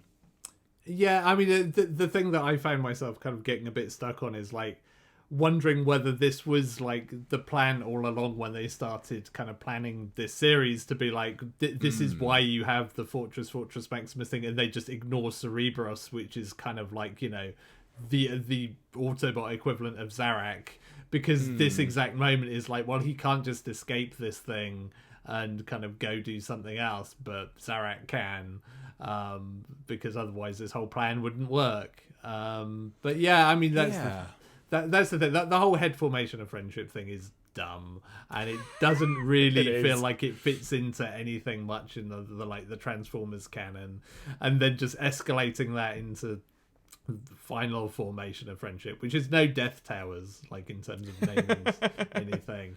Like, it's just the problem is it doesn't. It looks stupid as it sounds as well. Like, it's not one of those things, well, this sounds really dumb, but you've made it look awesome. Like, for all the cool shot you get of, like, you know, Fortress slashing things in half, which, again, like, you know, if you want Japan to make things look cool, that's exactly the kind of thing that they will do, and I'm all for it. But the whole, like, head formation thing, it just looks stupid. And it's kind of like, it's hard to reconcile that that's the end of this versus something kind of, I don't know, smarter, or because there are so many other ways you could have all the Autobots working together somehow to fix this, and it feels so quick and unsatisfying. It's not even like there's a long build up or anything. It's just like, yeah, we did the thing, there you go, it's fixed, and that's it. I should clarify as well, it was more like the moment when I said like he held up the sword to like disperse the energy, that moment looked great. It looks so good. But yeah, the whole idea, it being the head formation of friendship that ultimately is the catalyst for this completing, it is dumb. With regard to what you were saying about like Fortress not being able to like disconnect from the transector, I thought about this as well, and this is probably me reading far too much into a kid's cartoon, and for all I know, maybe the TF Wiki will elaborate in a minute, so who knows. But my thinking was that the transector that Zarak built, it was kind of like a vision of his, if that makes sense. Yeah. So maybe he built it with the idea that he could depart from it. Yeah. Whereas I guess there needs to just be a particular sequence completed to allow Fortress to disengage Maximus. Yeah. Well, it just feels like a fundamental difference of sort of Zarak being, you know, a little guy, whereas like Fortress is still big, and then big mode is bigger. And it's just like, it's kind of, it's just the interesting thing of like, obviously the whole point of the toy is like you had those sort of three layers of, you had Fortress Maximus, then you had just sort of, you know, Fortress within that, and then you had Cerebros, which was kind of like the Nebulan human. The actual headmaster was Cerebros that kind of controlled the whole thing, and they did away with that entirely for this show. And it's like, maybe this is why they did away with that from like minute one of episode 1, because that this was the final plan. And it's just that curiosity of like, was this just a happy accident of like, oh, this gives us a get out for this to be the final reckoning, or, you know, whether it was always the intention to end it this way. But as I said, we then rapidly cut to a shot of sort of the sunset over a car motion, the narrator saying, "The battle between the Decepticons and the Autobots is over." Lies, by the way. Scorponok has plotted to destroy not only the Earth, but the entire universe. But his Zarak shield has been destroyed, and he has left Earth. And now the Autobots are also preparing to leave. Daniel, all teary-eyed, says, "Chrome Dome, is it true? Are you all going back?" To which my first response was, "Back where?" I mean, I guess they can go hang out on Planet Master. I mean, certainly not Cybertron. So. Oh, excuse me. I mean, maybe Athenia? Yeah. I mean, there's also Athenia, so, you know. Yeah. And Chrome Dome says, "Don't worry, Daniel. peace is here to stay.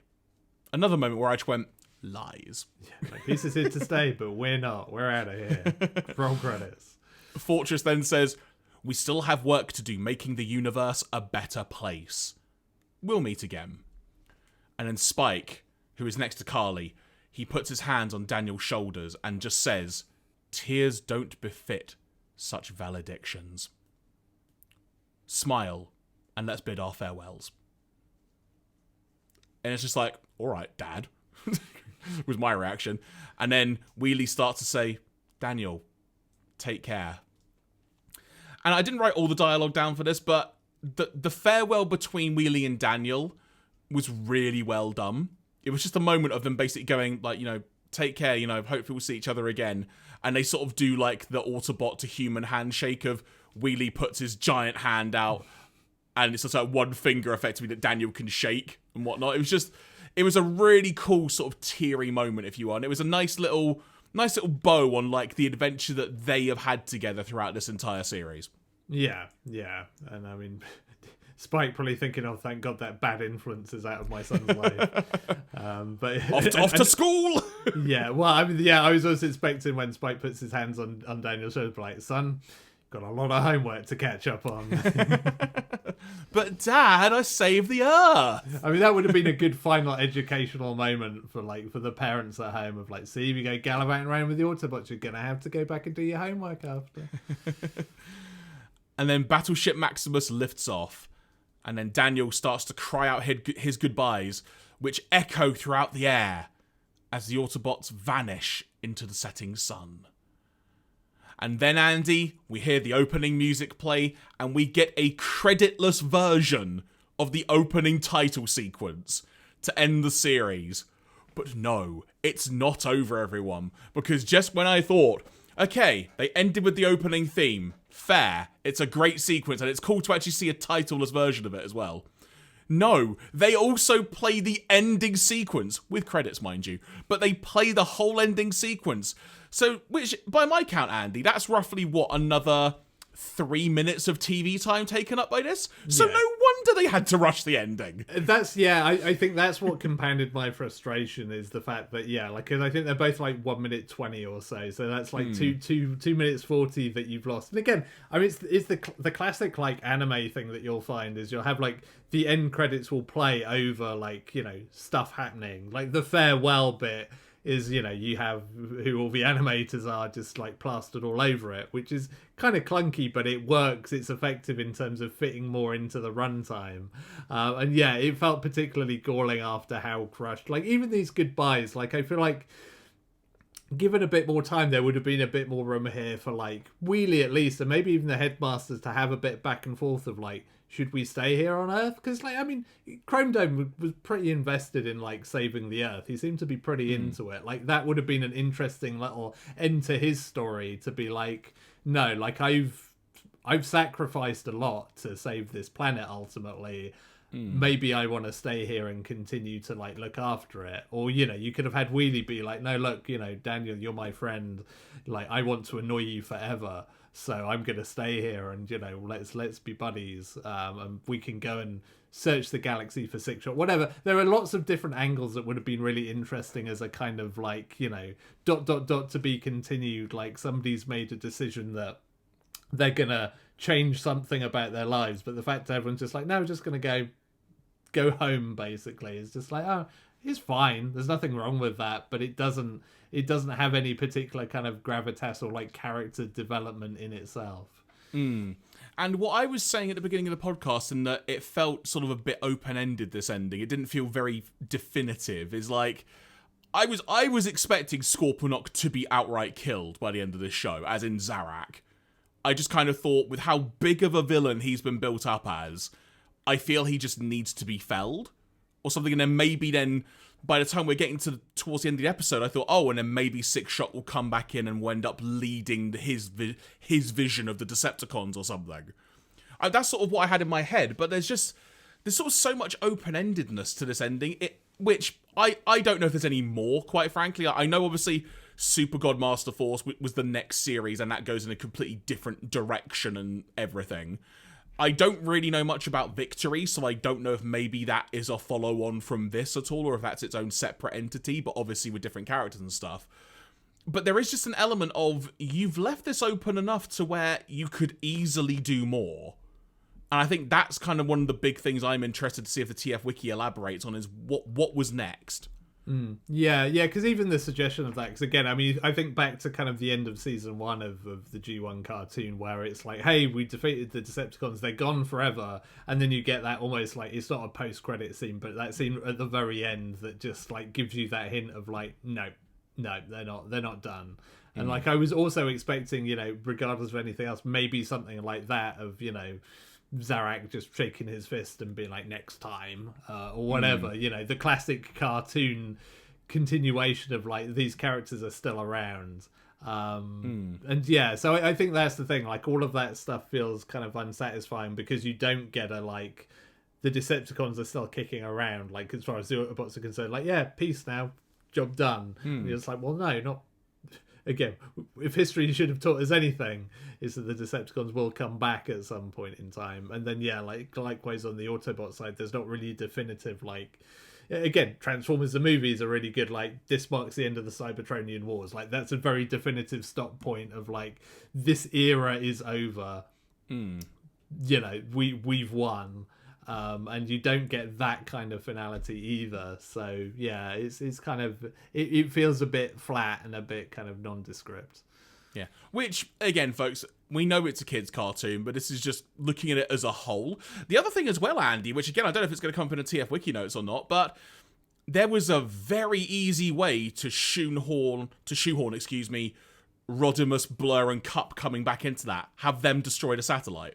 Yes. Yeah, I mean, I did have that moment when that random shot comes in, where it's like, my brain was like, well, that's 6-shot, okay. But there was also like a little bit of me like, but what if that was Rodimus comes back? Exactly. And like, what if that was the thing? It would also have been a funny like post-credit sequence of like, Rodimus just like lands on the planet back on Earth to be like, so guys, what's been going on?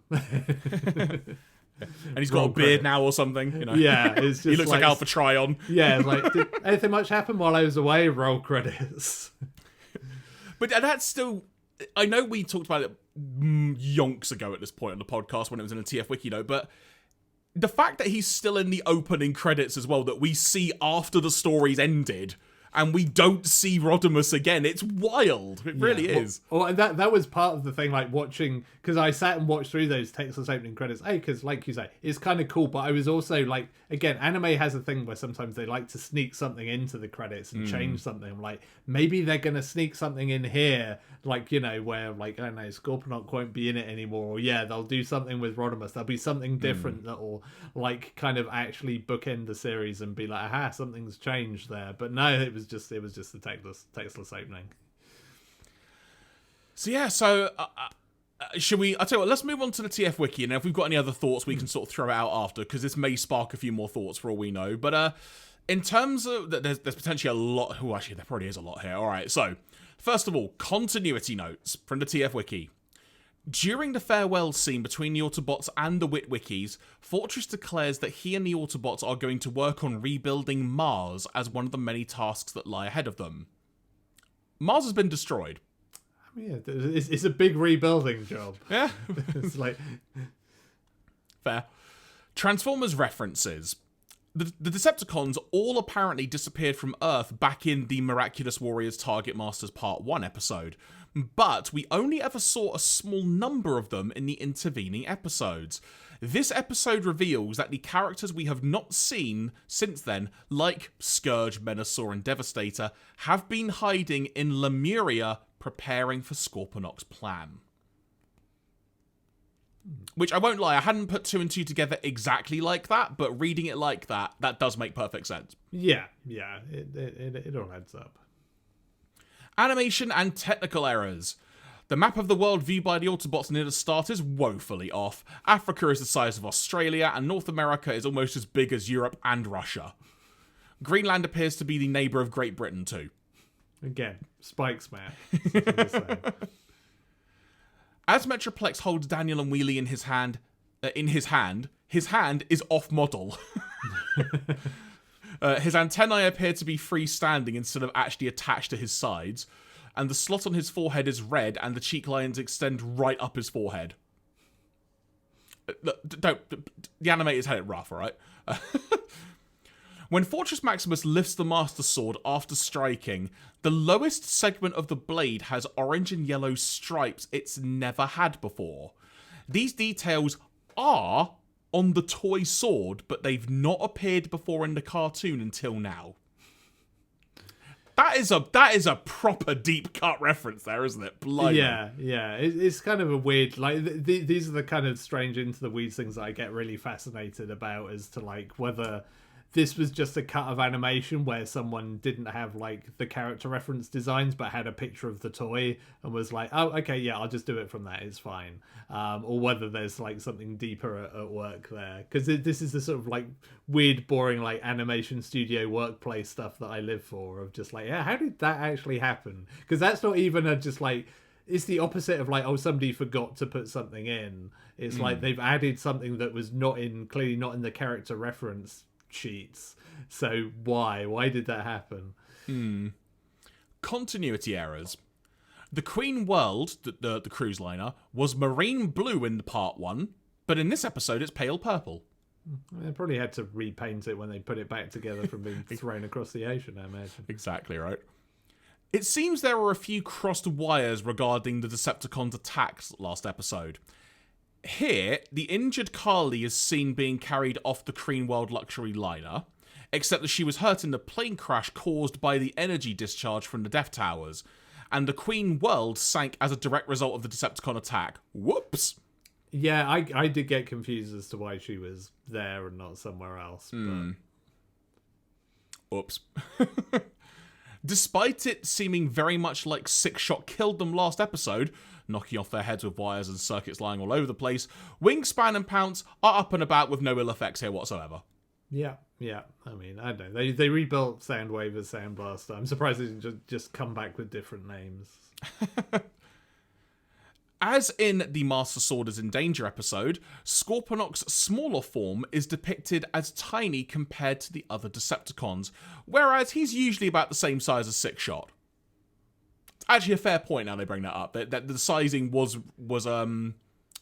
rekindled's not the right word. It was sort of reinitiated, as it were, as a directive. Yeah, it's been really messy throughout the series, as like how big is Zarek. I mean, not quite kind of season 3 of the cartoon bad of, like, you know, how big is anybody, but it's no ACOM.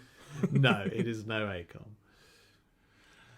Now we are on to trivia notes, Andy, of which I'm going to tell you now. There's like 4 or 5 just big things here, so buckle in, as it were. According to Transformers Generations, a Japanese exclusive book featuring a wealth of information on Generation 1, Generation 2, and Machine Wars, this episode aired on the 28th of March. This would make it the only Headmasters episode to air on a day other than the show's normal Friday, being screened on the following Monday, only 3 days after part 1. Okay. So interesting. They just made people wait a weekend, not a whole week. It was very nice of them. After the closing scene of the episode, but before the credits, the episode ends with the theme tune playing alongside a clean version of the opening sequence, as we mentioned. The Decepticons do not flicker in this segment, as they had been doing during the actual opening sequence since Explosion on Mars Maximus is in Danger. And a shot from the conclusion of Fortress Maximus's transformation sequence is added to the end of the segment. So there was a difference, Andy. There you go. Yeah. I didn't miss that major deviation. Here we go. So, the 8th and final chapter of the manga version of the Headmasters published in TV Magazine consists of an additional scene that fits into this episode between the destruction of Scorponok's transector, but before the Autobots leave Earth. In this short story, Sound Blaster makes a last-ditch attack against Chrome Dome, Spike, Carly, Daniel, and Wheelie, with Slugfest and Overkill, who do not appear in Headmasters anime at all, And Rodimus Prime returns, having been gone since Cybertron is in grave danger part 2. See, the worst part about this is I almost made this exact joke before we got here of just like, I bet there's like more stuff in the manga that actually finishes it properly. And lo and behold, here we are. It also adds, and Six-Shot plans to travel to many different planets to learn new transformations. Oh, well, that's going to ruin his name, isn't it? I mean, 16-Shot, I guess, still sounds pretty good. Comments made by Rodimus about humans and Transformers working and evolving together, Six-Shot's desire to transform into a human, and the narrative's promise that the Earth will not go unguarded all seem to foreshadow the next series, Super God Master Force. I mean, an entire series of Six-Shot trying to transform into a human sounds fascinating. Oh, blimey, there's more here. So, a special prose epilogue published in TV Magazine filled the gap between the Headmasters and Super God Master Force, explaining... Oh, God, here we go, Andy.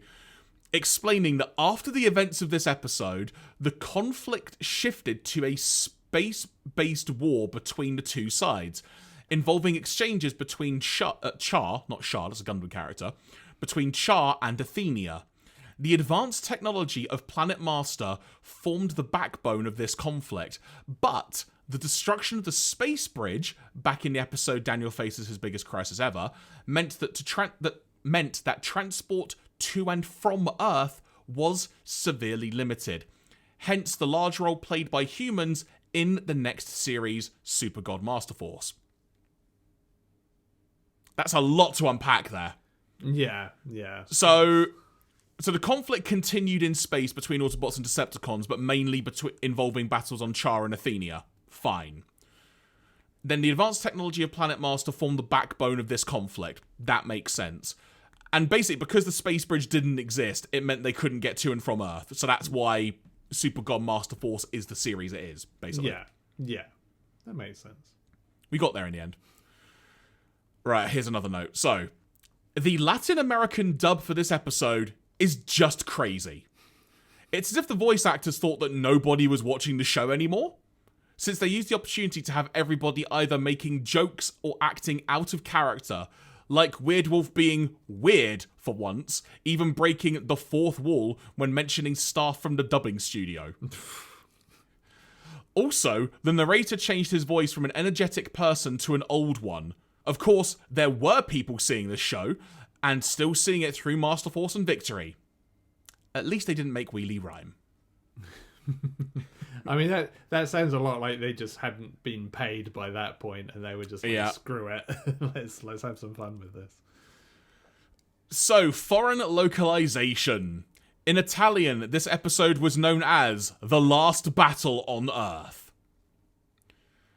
In Mandarin, this episode was known as The Final Great Decisive Battle on Earth Part 2. In the Shout Factory subtitles, it was The Final Showdown on Earth Part 2. The Omni Productions dub, it was called The Last Battle on Earth Part 2. Additional notes. The trio formation performed by the Decepticon Headmasters is inexplicably, even for the Omni Productions dub, referred to as the Buddha formation. There's probably some reason for that, but I do not know. That can't just be completely random. The reprise of the title sequence at the end of the episode is accompanied by complete silence rather than the theme song as on the Japanese soundtrack. Oh, I mean, I guess probably some interesting music licensing issues there, I guess. They're probably only allowed to use it once per episode and had to just mute it. And Andy, that was Transformers Headmasters. We have made it to the end. Even with those notes, I'm going to be honest, I'm gutted that final scene that was in the manga wasn't in this anime, because that would have been freaking great to see. But those notes have added a lot more and arguably a bit more confusing context. But either way, this show has been a blast to watch, and I don't think either of us expected that particularly going in. No, I mean, we came into this with the caveat of like, we'll watch a bit and we'll see what happens. And the fact that we're here having just discussed the end of the series kind of speaks for itself. Like, I was not necessarily here for the full ride when we started embarking on this journey, because I'd watched a couple of episodes of Headmasters and I'm like, it's fine, I think, but I'm not really sure that I care enough to go all the way through.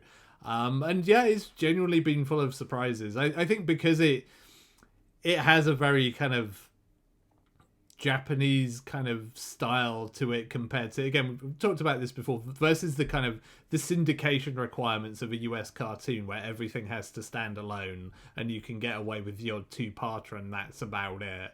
Like, this is really refreshing because it is not made to be just broadcast randomly out of order whenever a TV channel wants to.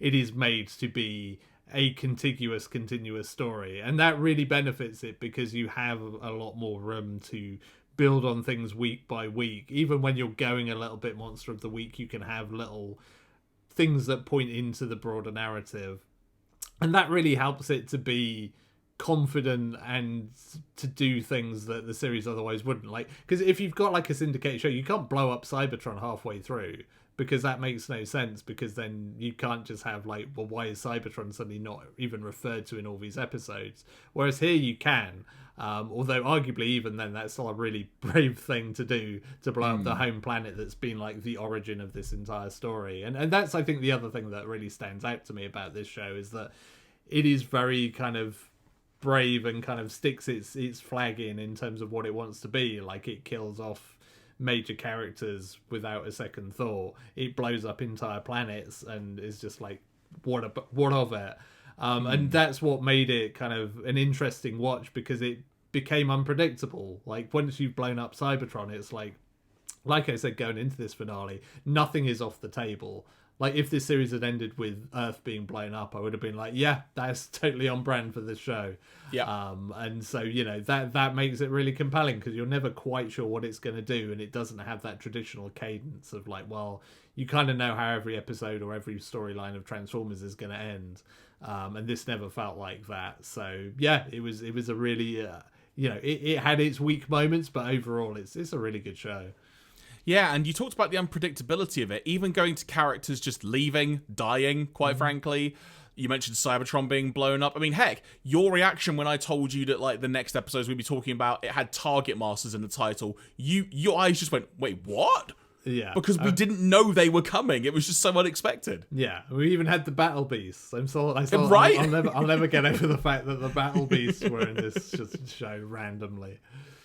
Oh, I've really enjoyed watching this, and going back to sort of, I think, the first podcast when we talked about this show, part of the discussion that we had was about where does this fit into the continuity of Generation 1, and we kind of had those caveats of, right, some characters won't be dead because technically Transformers the movie hadn't happened, but in the grand scheme of things, Andy, it didn't make much of a difference, did it? Sans the odd detail here and there. In the grand scheme of things, it was totally fine to watch after Return of Optimus Prime, even if you've seen the movie. Yeah. Like, I'd be curious as to like how sort of deliberate that was to try and kind of bridge the gap, because you kind of imagine that they didn't really care, given, you know, they weren't making this with thoughts of an international audience, because this was like, you know, there was no semblance of like, oh, this will get like an international DVD release at that time. But yeah, it does still stand up. Like, even the kind of question marks where you could be like, well, this doesn't match up with the US continuity, you could kind of hand wave away or make excuses for. So yeah, it does feel like it's, you know, a continuation. I still find it very weird to get to grips with versus what I'm used to of like how the Headmasters were kind of portrayed in like all the Western versions of like, you know, the comics and the TV series. And I do feel like there's you miss and you lose something by not having the whole binary bonding kind of like, you know, humanoid versus robot kind of as a, you know, combining into a single entity angle, because I always thought that was really interesting. But the stuff they do with this is very cool. And I think that's another thing that makes our perspectives of this series differ quite a bit as well, in how we take it, is that I very much only ever watched the cartoon, whereas you have delved into the other media as well, like the comics and such, like we've talked about many times before. So you kind of mentioning you have this sort of perception of certain things and how they've been depicted. Whereas for me, it's just based on the cartoon. So it has also been interesting exploring it from that perspective as well. Yeah, for sure, and that's always the interesting thing with this stuff. Like, especially when it's something that's, you know, beloved from your childhood. Like, it was the thing that, one of the reasons why I wasn't sure I was going to want to kind of go all the way through this, of just like, you know, my sacred G1 canon, like, you know, cannot be sullied by people changing stuff. But actually, you know, with a sort of an adult outlook to it, and actually getting into it, it's like, yeah, you know, it's different. That doesn't necessarily mean that it's a bad thing. Exactly. So I guess from there, Andy, any additional notes, be it on these 2 episodes or the series as a whole, that have just come to mind before we start to wrap up things for this particular episode of the podcast? No. I mean, I guess, I don't know. But will we ever see Wheelie again? Knowing our luck, yes. Well, a tearful farewell to Wheelie, maybe. So I guess the next logical question to ask, folks, is what's next time, as it were? And to be honest, the way things work, and this sort of happened last year at the time of publishing as well, is this time of year sort of gets a bit busy from a work perspective. So I think it's fair to say, Andy, that in terms of perhaps a more regular schedule of things, like we have done, we may not be able to start something, quote unquote, until maybe November-ish time, because at that point things will have quietened down a tad, as it were. Yeah. I mean, it's yeah. We need to kind of go away and kind of figure out what we want to do next in terms of anything kind of more long standing. But I know we're constantly finding little things that are kind of fascinating in the world of Transformers, either around the TV show or kind of other material. So I suspect we'll have some things that we'll reconvene and go through as we go, because I think we've got some interesting little ideas of stuff that we want to explore. But like much like Starscream's ghost, it will doubtless reappear and annoy people at some point in the future. 100%. And just to sort of put it out there, folks, like a couple of ideas, not setting this in stone so we don't have to hold to it, Andy, and whatnot, but, you know, there's a new Transformers comic coming out that we've mentioned a couple of times before. I know we're both interested to maybe discuss that a little bit as kind of almost kind of like a test of, is it something that we can make as a podcast, as it were? Because that would be fun to keep up with on a regular basis if we could.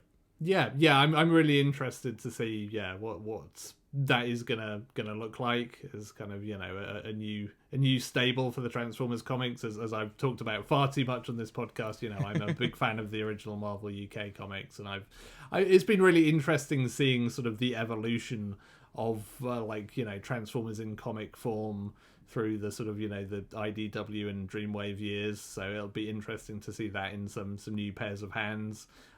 For sure, and yeah, you know, we've been talking about some other interesting stuff that has been floating around online. Like, somebody recently published the very first draft of Transformers the movie, the full kind of script treatment for it, which is kind of wild, honestly. Like, I've had a very brief flit through it, and it does some very interesting things, does some very sexist things as well. But you know, we can maybe get into that, because that might be, you know, an interesting thing as two big aficionados of Transformers the movie to see what it could have been. So that's another interesting thing. And if all else fails, we'll just watch all the Michael Bay movies and make you all suffer that. I love the fact you're saying that when I originally pitched that to you as maybe like a stopgap idea, you just went, please no. Yeah, well, I mean, yeah, like maybe my feelings have softened somewhat, but that's just like it's just like a kind of recovery from trauma. You kind of forget how bad it was. And at some point, it seems like maybe it's a good idea again. But, you know, maybe. I mean, you know, there's been the new movie came out this year, which, you know, I have watched. So I've not, to be fair, actually, not for any reason. I just haven't. Yeah, so, you know, maybe we touch on the live action films at some point. Who knows? There's obviously what was that other series on Netflix? Rise of Cybertron, wasn't it? Yes, yeah, which I never got to the end of. To be fair, so yeah, there's a whole bunch of other Transformers media out there. And hey, if anybody has any suggestions for stuff that they think we should cover, then all for hearing it. unless it's like a 24-hour marathon of all the Michael Bay movies one after the other, because we're not doing that. Exactly. But, right. You know, exactly. anything else, if you have some cool ideas, then, you know, here for them. Exactly. So the way I'll probably say it, folks, is we're probably going to try and record a few bits and bobs over like the next month or so, just to kind of keep things going, if you will, as it were. So don't be surprised if random kind of little shows of us talking about something pop up. Again, might do something on the comics, given that is due imminently, as it were. So don't be surprised if there's the odd little bit here and there. At some point, we might, at the very least, kind of like we did with Headmasters initially, Andy, of like maybe watch a few episodes of Super God Master Force just to see what the heck that may be. Just kind of like have a little taster for it, like so a few episodes, and just see what we think, and then go from there. So yeah, I mean, I think like it would be weird for us to do anything else and to at least check it out. And I am curious because like this Headmaster series has always been my like hard cutoff point of like, well, it kind of stops being the Transformers that I know completely at that point in terms of cast, etc. But you know, I'm sufficiently curious. I at least read at least one thing that mentioned like the Pretenders, which is like definitely the very end game of me buying Transformers as a kid. So you know, there's maybe something to be said for that as a curiosity. So yeah, I think we'll check out at least some of that at some point. But yeah, as mentioned, probably towards the end of the year, kind of November, December time, when life is less chaotic. But yeah, we'll have things for you in the meantime, no doubt. Indeed. And of course, folks, if you need a stopgap in the meantime, we've got a freaking big archive of podcasts now, Andy. This was episode 50. There's hours and hours. If you want to just listen to us talk through all of G1 again, heck, even all of Headmasters again, you literally can. In some ways, it'd almost be curious now to kind of hear our thoughts on the rebirth, having now watched Headmasters. Like, if you go back and listen to our season 4 US podcast, if you will, now that we've watched this, to kind of see maybe what we were thinking at the time. It's very well interesting stuff. But folks, if you want to find that, starscreamspod.com is the place to go. There you can find all the links to whatever podcast platform provider you have found us on, or if you're on YouTube, it is linked there as well. And you can find our Twitter and Instagram pages at Starscreamspod linked there as well. Andy, before we sign off for a little bit, as it were, any final closing words to the folks listening and or watching? No, I thought you were going to suggest that we just start over again watching episode 1 and we just do this forever, just watching the same episodes. It's like, I'm not sure about that one. But yeah, that's why we record these things, so that we have an archive of them. There you go. Well, folks, with that being said, until next time, as mentioned, probably sometime sort of around November, December time, from myself, Jeremy Greaves, from him, Mr. Andy Hanley, we've been Starscream's Goes to Transformers podcast. Until next time, take care and speak to you soon. Bye, everyone.